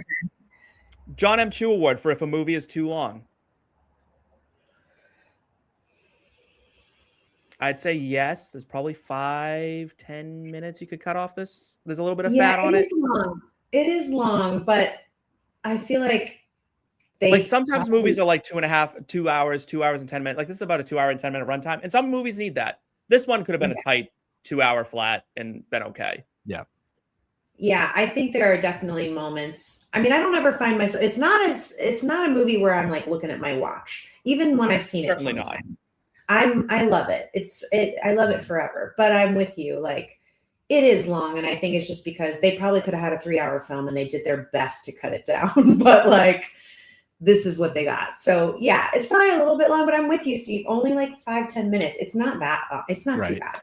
This is another one, Steve, where like there's not 15 minutes in a row at any point to cut out of the movie, but there's like 2 or 3 minutes here, 5 minutes here. Yeah, you could slow them down. You could have cut those babies a little bit. Yeah, it actually rendered me unable to answer the 15 minutes of lame moment. Like I'm like, I don't have one, so we'll move past that to the oh, sorry, I skipped one. Sarah, I don't know if you're a sports fan. The trade deadline deal. Okay, the trade deadline deal award for an act or for a role or actor that the movie could have brought in that would have made it an award contender. And this is where my recasting of Kurt Russell comes back. I would have recast and traded Kurt Russell out for Tom Hanks as Wyatt Earp.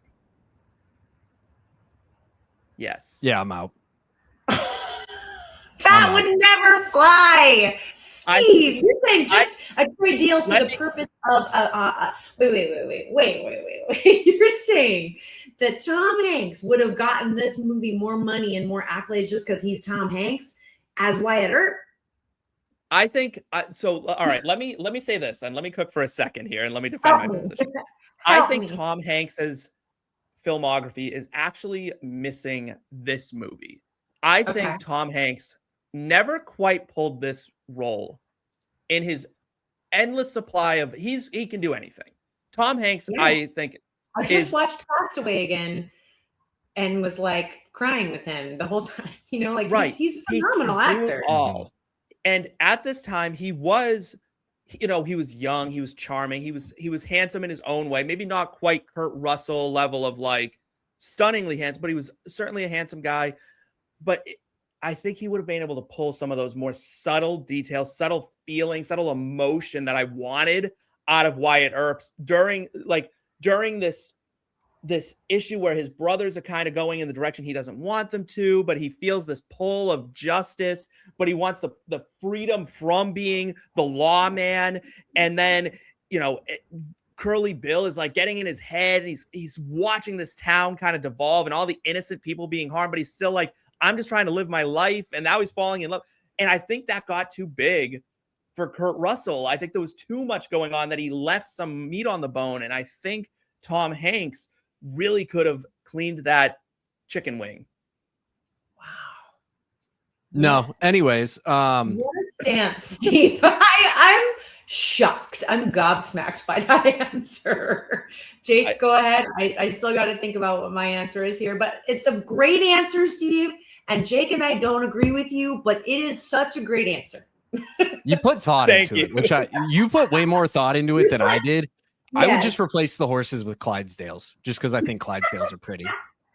I love horses. Like this one part of the movie where the horses are like pulling up to something and they just kind of clop so dumbly, like they're kind of like just way too happily for like the scene that's going. I think it's when they're like loading the brother into like the casket, and the horse is like, boop, boop, boop, and I just think that's like just doing my job, just walking around. I just love horses. That's so funny. I know I'm wearing this man on my shirt, and he's lovely, but I think if Javier Bardem was the villain in this movie, Johnny Ringo's the real villain, and I think he was very well cast. I love him. I don't even know that actor's name, but he was so Michael Biehn, I believe. There you go. But this guy is like, I remember him because he was, he's messy in the opium scene and whatever, and he's kind of laughing and ha ha ha. But I just feel like Javier Bardem would have been. I think he's a phenomenal actor, and I just think he would have been such a stronger villain to sit back and let Johnny Ringo take over. He's already played a villain in like a Bond movie or whatever, but he's just such a wonderful actor. He also got to play a villain in a Western where he did No Country for Old Men. Yeah, No Country for Old Men. God, which is, you're right. Well, that's probably why I'm thinking of him, because I'm like, it feels like he fits right into this world, but Tom Hanks does not, sir. I can't. I appreciate your answer, but I'm like, there's no way he's tough enough. That's why he's never had a role like that. He's a soft man. Wyatt Earp is a hard man. That's what he was missing. That might be why you don't like Kurt Russell, because Kurt Russell is a soft man too. And now he's really putting on the hard in this, but he's not. I think that's probably what we're feeling. Maybe there was someone better, but like, I just think this was something that, like I said, was missing from Hanks's. I hear that. I think it's missing because I can't see Tom Hanks playing. Well, you can't see Tom Hanks playing anything until he does it. Like I didn't see him playing an AIDS victim till he was in Philadelphia, and then all of a sudden there he is, like dying away. He is incredible in Philadelphia. I mean, you're right. He's a. You can't deny he is so talented, and he really takes on every role he plays, and a good mustache in that plane film. What was that called? Yes, Sully, right? Sully? Is that what it's called? Sully. Yeah, great. He does have a good mustache. One of the best final scenes for a character, someone who's so composed, and at the end, when the door closes, he finally gets to let it all out. Like, what an incredible moment. But I just, I think I'm just going to offer that on the plate, Steve. I think Kurt Russell's too soft for you. I think you need a hard, I think you need a hard presenting. And like, the question is then, who would be, I hear you on that. So who would be a true Could I offer you Harrison Ford? Yes. Closer. Could I offer you Harrison Ford? He's like mediums. He's medium hard, medium soft. He like kind of goes in between. This is a good question. Who at the time would have been like, you would just buy it. You buy that he's Wyatt Earp. Like, because you buy it with Sam Elliott and you buy it with Val Kilmer. So like, I get how Kurt Russell might have had to put, I still think he did a phenomenal job doing it, but like, who would that be? It's a good question, because I'm like, I don't even know. It's a tough one. Mm-hmm. It's a tough one, because I think that's what I got out of Kurt Russell, is that it felt like he was trying to play a tough guy. But you know what? And that's honest, and that you felt something by watching that, so that you're not wrong. It's true for you that he was too soft to play that role. But what happened also, and I think it's because he was opposite Val Kilmer, who playing Doc Holliday, who is easily as tough as anybody in this movie, if not tougher, doesn't Hell play him yeah. as a tough man, right? He's just like, he's a Southern gentleman. He's a Southern Yes, but gentleman, right? that is a testament to. I just find sometimes the opposites are true for people, where like the nicest people can play the best villains, or Yes. vice versa, or whatever. And so I feel like Val is somebody who really plays hard characters a lot, and he's really good at it. He's very And good at then it. he got to be really. I think that's why this was so successful of a character, because so many people could have made that character into a clown, and he just sat back and just let it unfold, and we were all just like, oh my god, Yeah, that's exactly right. Okay, I'm gonna think about this. I'm gonna think about who would have been like, I would buy that they are hard and they are Wyatt Earp. I get to think about it. The only name that came to my head for that was Clint Eastwood. Yes, exactly. But of course, and it's too obvious. But it's too obvious. Exactly. It's too obvious, and it's also maybe too cliche in the country western world. Like so that's a great, like, okay, well, that's too far on this side of the cliche, and then this is too soft. You need someone right smack down. Someone who's been playing a villain for a while. Like, I think a guy who's known as more for his bad guys than like Gene Hackman, maybe. Too old. Yeah, but at the maybe time, Mel Gibson. Yeah. Who? Mel Gibson. Mel Gibson. I feel like he would have gone too clowny with it. He could turn it up. You know, I used to love Braveheart until I rewatched it when I was older, and it's that movie. Maybe not. I don't know. We'll have to think about this. We're have a lot gonna to think about it. I don't think it's an answer we're going to find today. I'm going to email you and be like, I got it. Definitely do, because I'll bring it up on the next episode that we do. Okay. And I'll be like, so Sarah wanted us to tell you. All right, Just the 12 on 18. For the record, just in case Kurt Russell watches, I think you're phenomenal, Wyatt. I love Kurt Russell. Love Kurt Russell. Loved you in The Thing. Loved you in Bone Tomahawk. Great Michelob Ultra commercials. Yeah, I love you as Santa Claus. I thought he was a great Santa Claus. He's got a new show coming out with Michelle Pfeiffer that I'm like, oh my god, Kurt Russell's back, and I love his Michelle Pfeiffer. Okay, like, I'm super excited. Yes, it's perfect. Oh, so excited. Where am I? 12 on 18 Tin Cup Award for surprising decision by the filmmakers. They had the actors wearing full wool costumes in 100-degree weather in Arizona. Ew. Whoa. Ew. Yeah. I didn't have an answer for this one, but I'll agree with you. Like, I get it's, time accurate. That's what happened back then. It was so uncomfortable that Val Kilmer is quoted as saying, it was 150 degrees in this place, and I was sweating to death wearing full wool. Maybe that's why Doc Holliday was killing people all the time. He was just really angry. I can't believe that. I did not know that. Obviously, I did not look up facts like this to even comment on the 18 Tin Cup Award, but I'm just going to go with you on that because that's horrific. Like that is awful. Brutal. I mean, on one hand, the costume designer was really being meta. That's what we call meta, where she or he was going for like, this is what they would have worn at the time. But like, I mean, at the end of the day, you still have to take care of your people, and you can't just, I think there's a lot of abuse that happens. Not to say that they abused on purpose, but I just mean, I think a lot of this happens and people don't say anything about it because they want to keep their job, Absolutely. But I'm with you on that. Wow. This one is named after Jake. The Jake Parry would live in the Millennium Falcon Award for prop you'd want from set. Oh. The only caveat is it has to fit in your house. Yeah, it can't be your house like the Millennium Falcon could be. That's why it's named this, because Jake, when we did Star Wars, he's like, I want the Millennium Falcon. I'm like, it has to be able to fit in your house. He's like, I'd live in the Millennium Falcon. I'm like, that's a cop-out answer. Is my house. Yeah. Right. I'm like, you can't have it. Okay, I went with Doc Holliday's. I went with Doc Holliday's coat, hat, or gun. Mm-hmm. Mm-hmm. Yep. Great answers across the board. I went with one of the horses. The horse can live in my house, Steve. You can't tell me it can't. You can have the horse. I have no problem with the horse. I feel like I want the, we're all choosing, but I want the quarter that he's. Yes. Oh. And then I would want to like practice with it and do it myself. But like that to me is like, I could keep it in my pocket. I could like rub it and wish on it. That would be like a wonderful piece to have. I can get like 2 fingers and then I lose it every time. Yeah, exactly. I can't get it to the end and then back.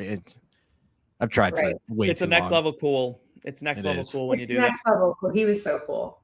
All right. Drive-in date night double feature movie to watch with this one. If you can pair it up with anything. Ooh, great question. I will go so you can think for a moment. I went with Django Unchained.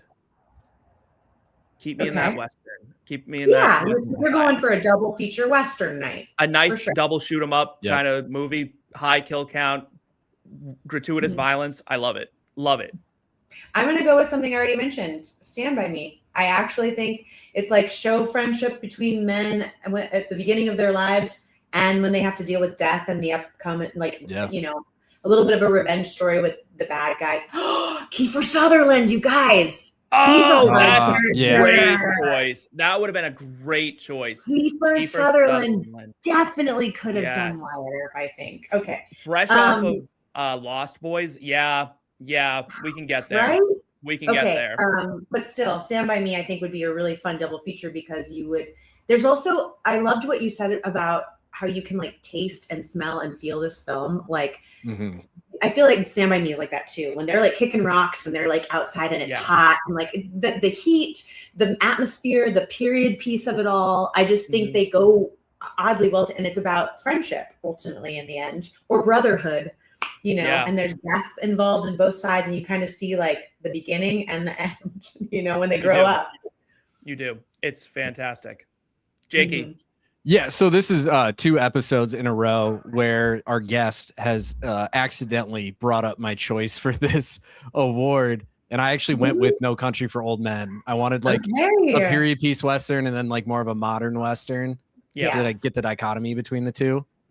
So we have to 2 episodes. We have in a to do do that movie on this at some point here soon. It's so good. So good. I honestly, I watched it the first time, and I don't know if I was just not in the right headspace or I fell asleep or whatever, but I remember being like, I don't get it. I think I must have fallen asleep. I must have been tired. All I know is for the longest time, I was like, I don't get it. And then I finally saw it again, and I was like, this movie's phenomenal. It's a movie that grew on me. I was like, how did I miss the first time I saw this? Like, I don't get it. So I feel like Javier Bardem, not all there.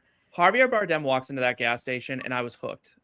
And that actually segues me right to this next segment because I have the Hot Take Hall of Fame, spicy opinion about the film that needs defending. And this is my take. Doc Holliday is the best character in the history of movies. No character has ever been better than Doc Holliday. I am enthralled every second he's on screen, but it inspired me to make the Mount Rushmore of characters in a movie. And the reason why No Country for Old Men segued me here is because it's Doc Holliday, Anton Chigurh, then Hans Landa from Inglourious Bastards, and then Captain Jack Sparrow from Pirates of the Caribbean. Wow. We took a pivot into Jack Sparrow. Wow. I think to your point, sometimes these kinds of movies get disrespected and left out. But when you think about characters that you're just drawn to, where you're watching the movie and you're like, I just want him or them or whoever, right? It's Jack Sparrow is peak of like. Look, I grew up obsessed with Johnny Depp films. I was an 80s, 90s Johnny Depp girl. I loved Tim Burton. I loved Edward Scissorhands is probably the character. I didn't even know who Johnny Depp was. I just knew Edward Scissorhands. Right. And I was like, I just love Edward, you know, whatever. And it took me until I got older to realize like, oh, that's an actor. But I mean, I just think Johnny Depp, I think Jack Sparrow was the last really phenomenal role that he played, and then it started to just go downhill after that. I don't know what happened. Then of course now we learn all these other things about Johnny Depp and his life and his messiness, but I'm with you. Jack Sparrow is really fun because it's a drunkard, like just being messy and charming, and like that's Johnny Depp. Like that now we know that's like, you know, like, but oh, that's why he did it so well. Yeah, but I mean, what an interesting 5 though that you had. I mean, I'm with you though. Val Kilmer is probably one of the best characters, hands down, ever. You just can't take your eyes off of him. Every scene he's in, you're like, this is the best scene of the movie, and it just. But how about you guys? Hot Take Hall of Fame. Jake? I just said that we probably should have just stopped making actual Westerns after this. Like we should have just been good. We should have been like, this is that's as good as it's gonna get. Peak. Yep, this is it. We're not going to top this, so let's not try. Yeah, I agree. clearly people didn't agree. 76%, you said? I mean, I know people agreed 93%, but like it just didn't. But again, when you tell me it came out with Jurassic Park and Schindler's List and Sister Act 2, which is also good in its own right, like, I mean, come on. I love Whoopi. That is a lot. Who doesn't? I mean, Whoopi was great. And I mean, I feel like, speaking of, though, I just started watching, and I mean, speaking of sort of like the way it used to be, I just started watching Paul Newman roles. Yes. And I did not know, I somehow got him confused with, who's the Western guy that's not Clint Eastwood from the olden days? Oh, John Wayne. John Wayne. Thank you. I was getting him mixed up with John Wayne because I knew of one Western that he was in. Anyways, I started watching Cool Hand Luke, and I was like, oh, so good. This guy is phenomenal at a time when he was doing stuff with acting that studio actors were not doing. He was he understood the craft. So I feel like Val Kilmer and Paul Newman, to me, would go hand in hand. Paul Newman, now I'm like so interested in taking a Paul Newman dive because he is beyond. And The Sting, I highly recommend. So was Val Kilmer. Yep. The Sting. Okay, great. Yeah, I haven't. It's cool. That's it so far. But like, I wanted to see the one where he's with Robert Redford, I think, who I also love. That's it. There you go. Okay, that's what I'm going to watch next. Thank you. Yeah, it's a great movie. But yeah, that would be my hot take Hall of Fame together. All right, lovely. We're going to jump ahead a little bit. This is a fun one. Did this movie need more gay people? No. Hell yes.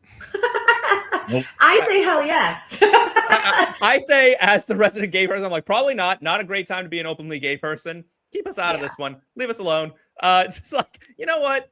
A lot of messiness going on over there. Y'all seem to be going through a lot. We're gonna stay over here in a different town. And you're right. You're right.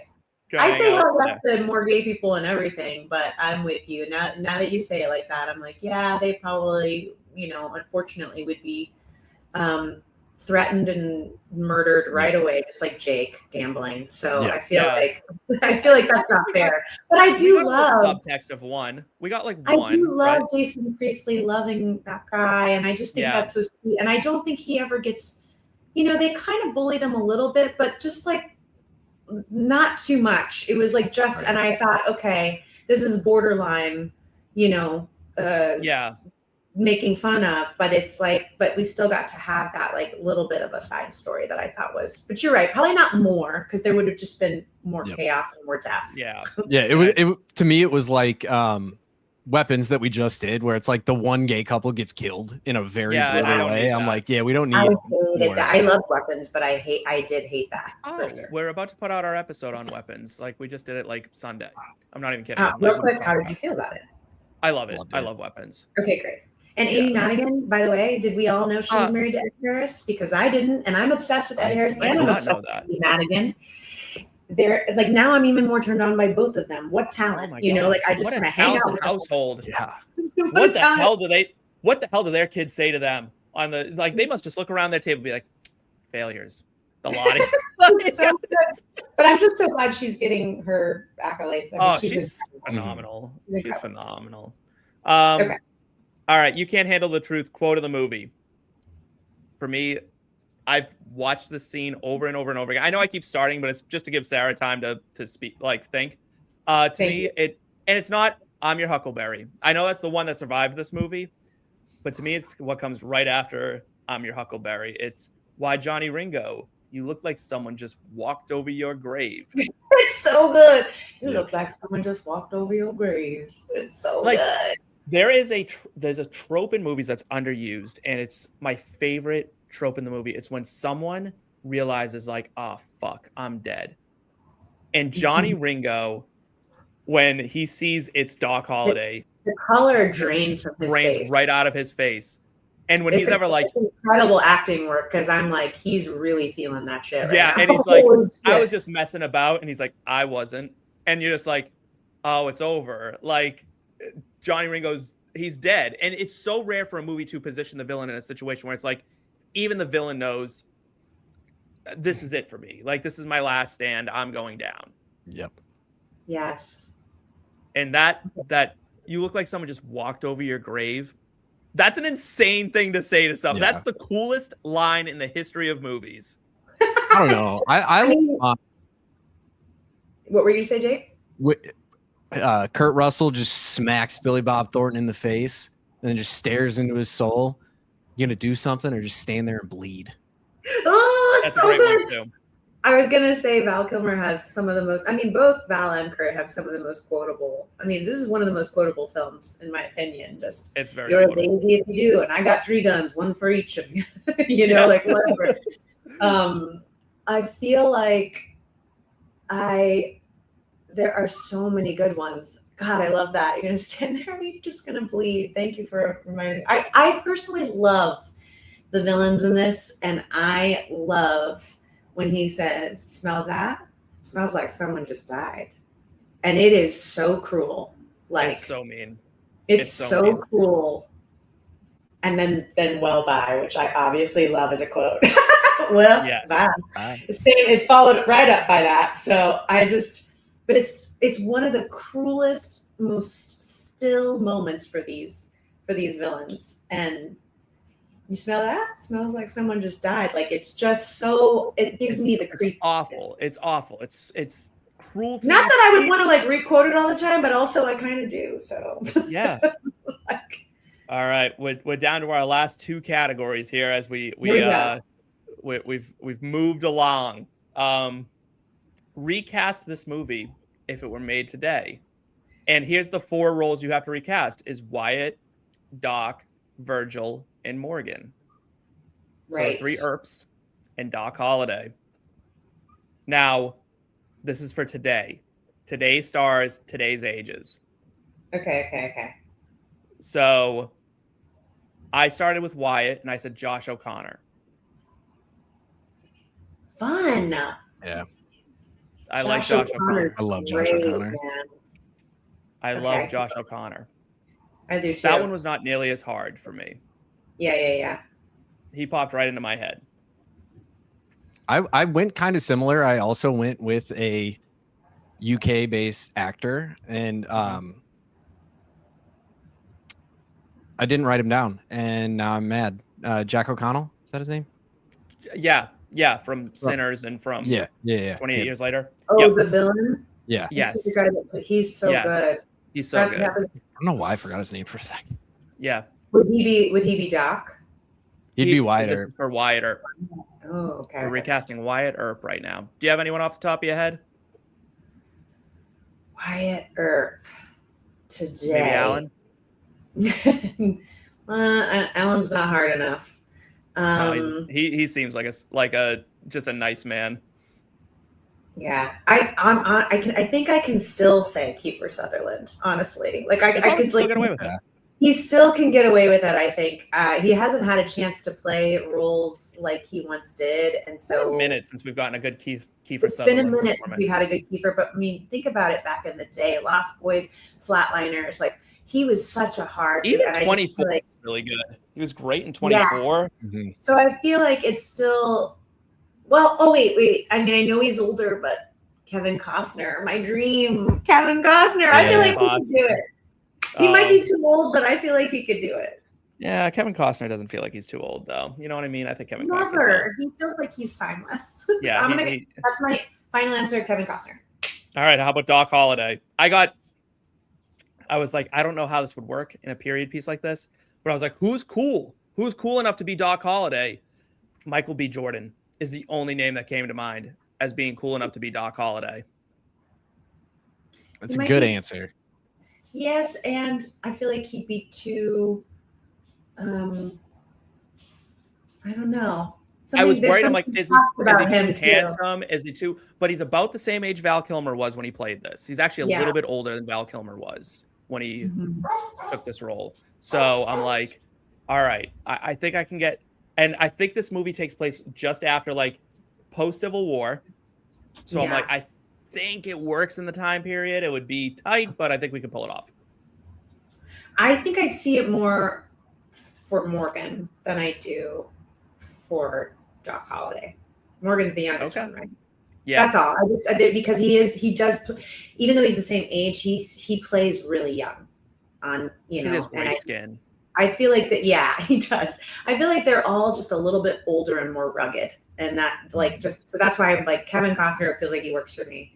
I'm a Joaquin Phoenix fan. I think he would be an incredible Doc Holliday. He dives into his characters full on, and I feel like he'd be really cool as a Doc Holliday. The problem with Joaquin Phoenix is he's so committed. He'd probably give himself tuberculosis just to make sure that he's nailing it right. Like he's a really committed actor. But that's why he could go head to head with Val Kilmer. Like he's just that kind of actor, you know? Yeah, he is. So, he absolutely is. Jake. Yeah, I couldn't come up with a good one, so I just went Chris Hemsworth. Okay. Sure. We'll let it. Like he's pretty enough. He'll get by. We'll let it slide, Jake. How about Virgil? Do you have anyone for Virgil? I didn't have a good one. I'm gonna be honest. This is hard to recast. I was gonna say, Ed Harris. Like he's older now, and he I think would be a phenomenal Virgil. You've aged these characters up with your casting. I have. Now I'm trying to keep them all in the same cast. So yes. Like at the time that this movie was made, it seems like they're younger, but they seem older in the movie.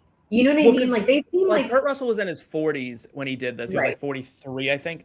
And like people just looked older back then. Like So I kind of have that in my brain. To put it in perspective, me and Val Kilmer are the exact same age. Like him in this movie is the same age as me. So like, and I mean he's a very handsome man, and I wish I looked like Virgil has like white hair, white mustache, so he really seems so much older, even though everybody seems older.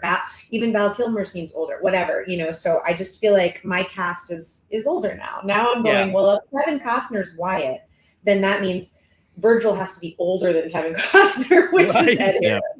Yeah, you know, I went with Phoenix is still younger because Val Kilmer definitely was giving young. You know, I just thought of an answer since we are playing willy nilly with the ages here. We're doing what we want, right? Yeah, Jeff Bridges.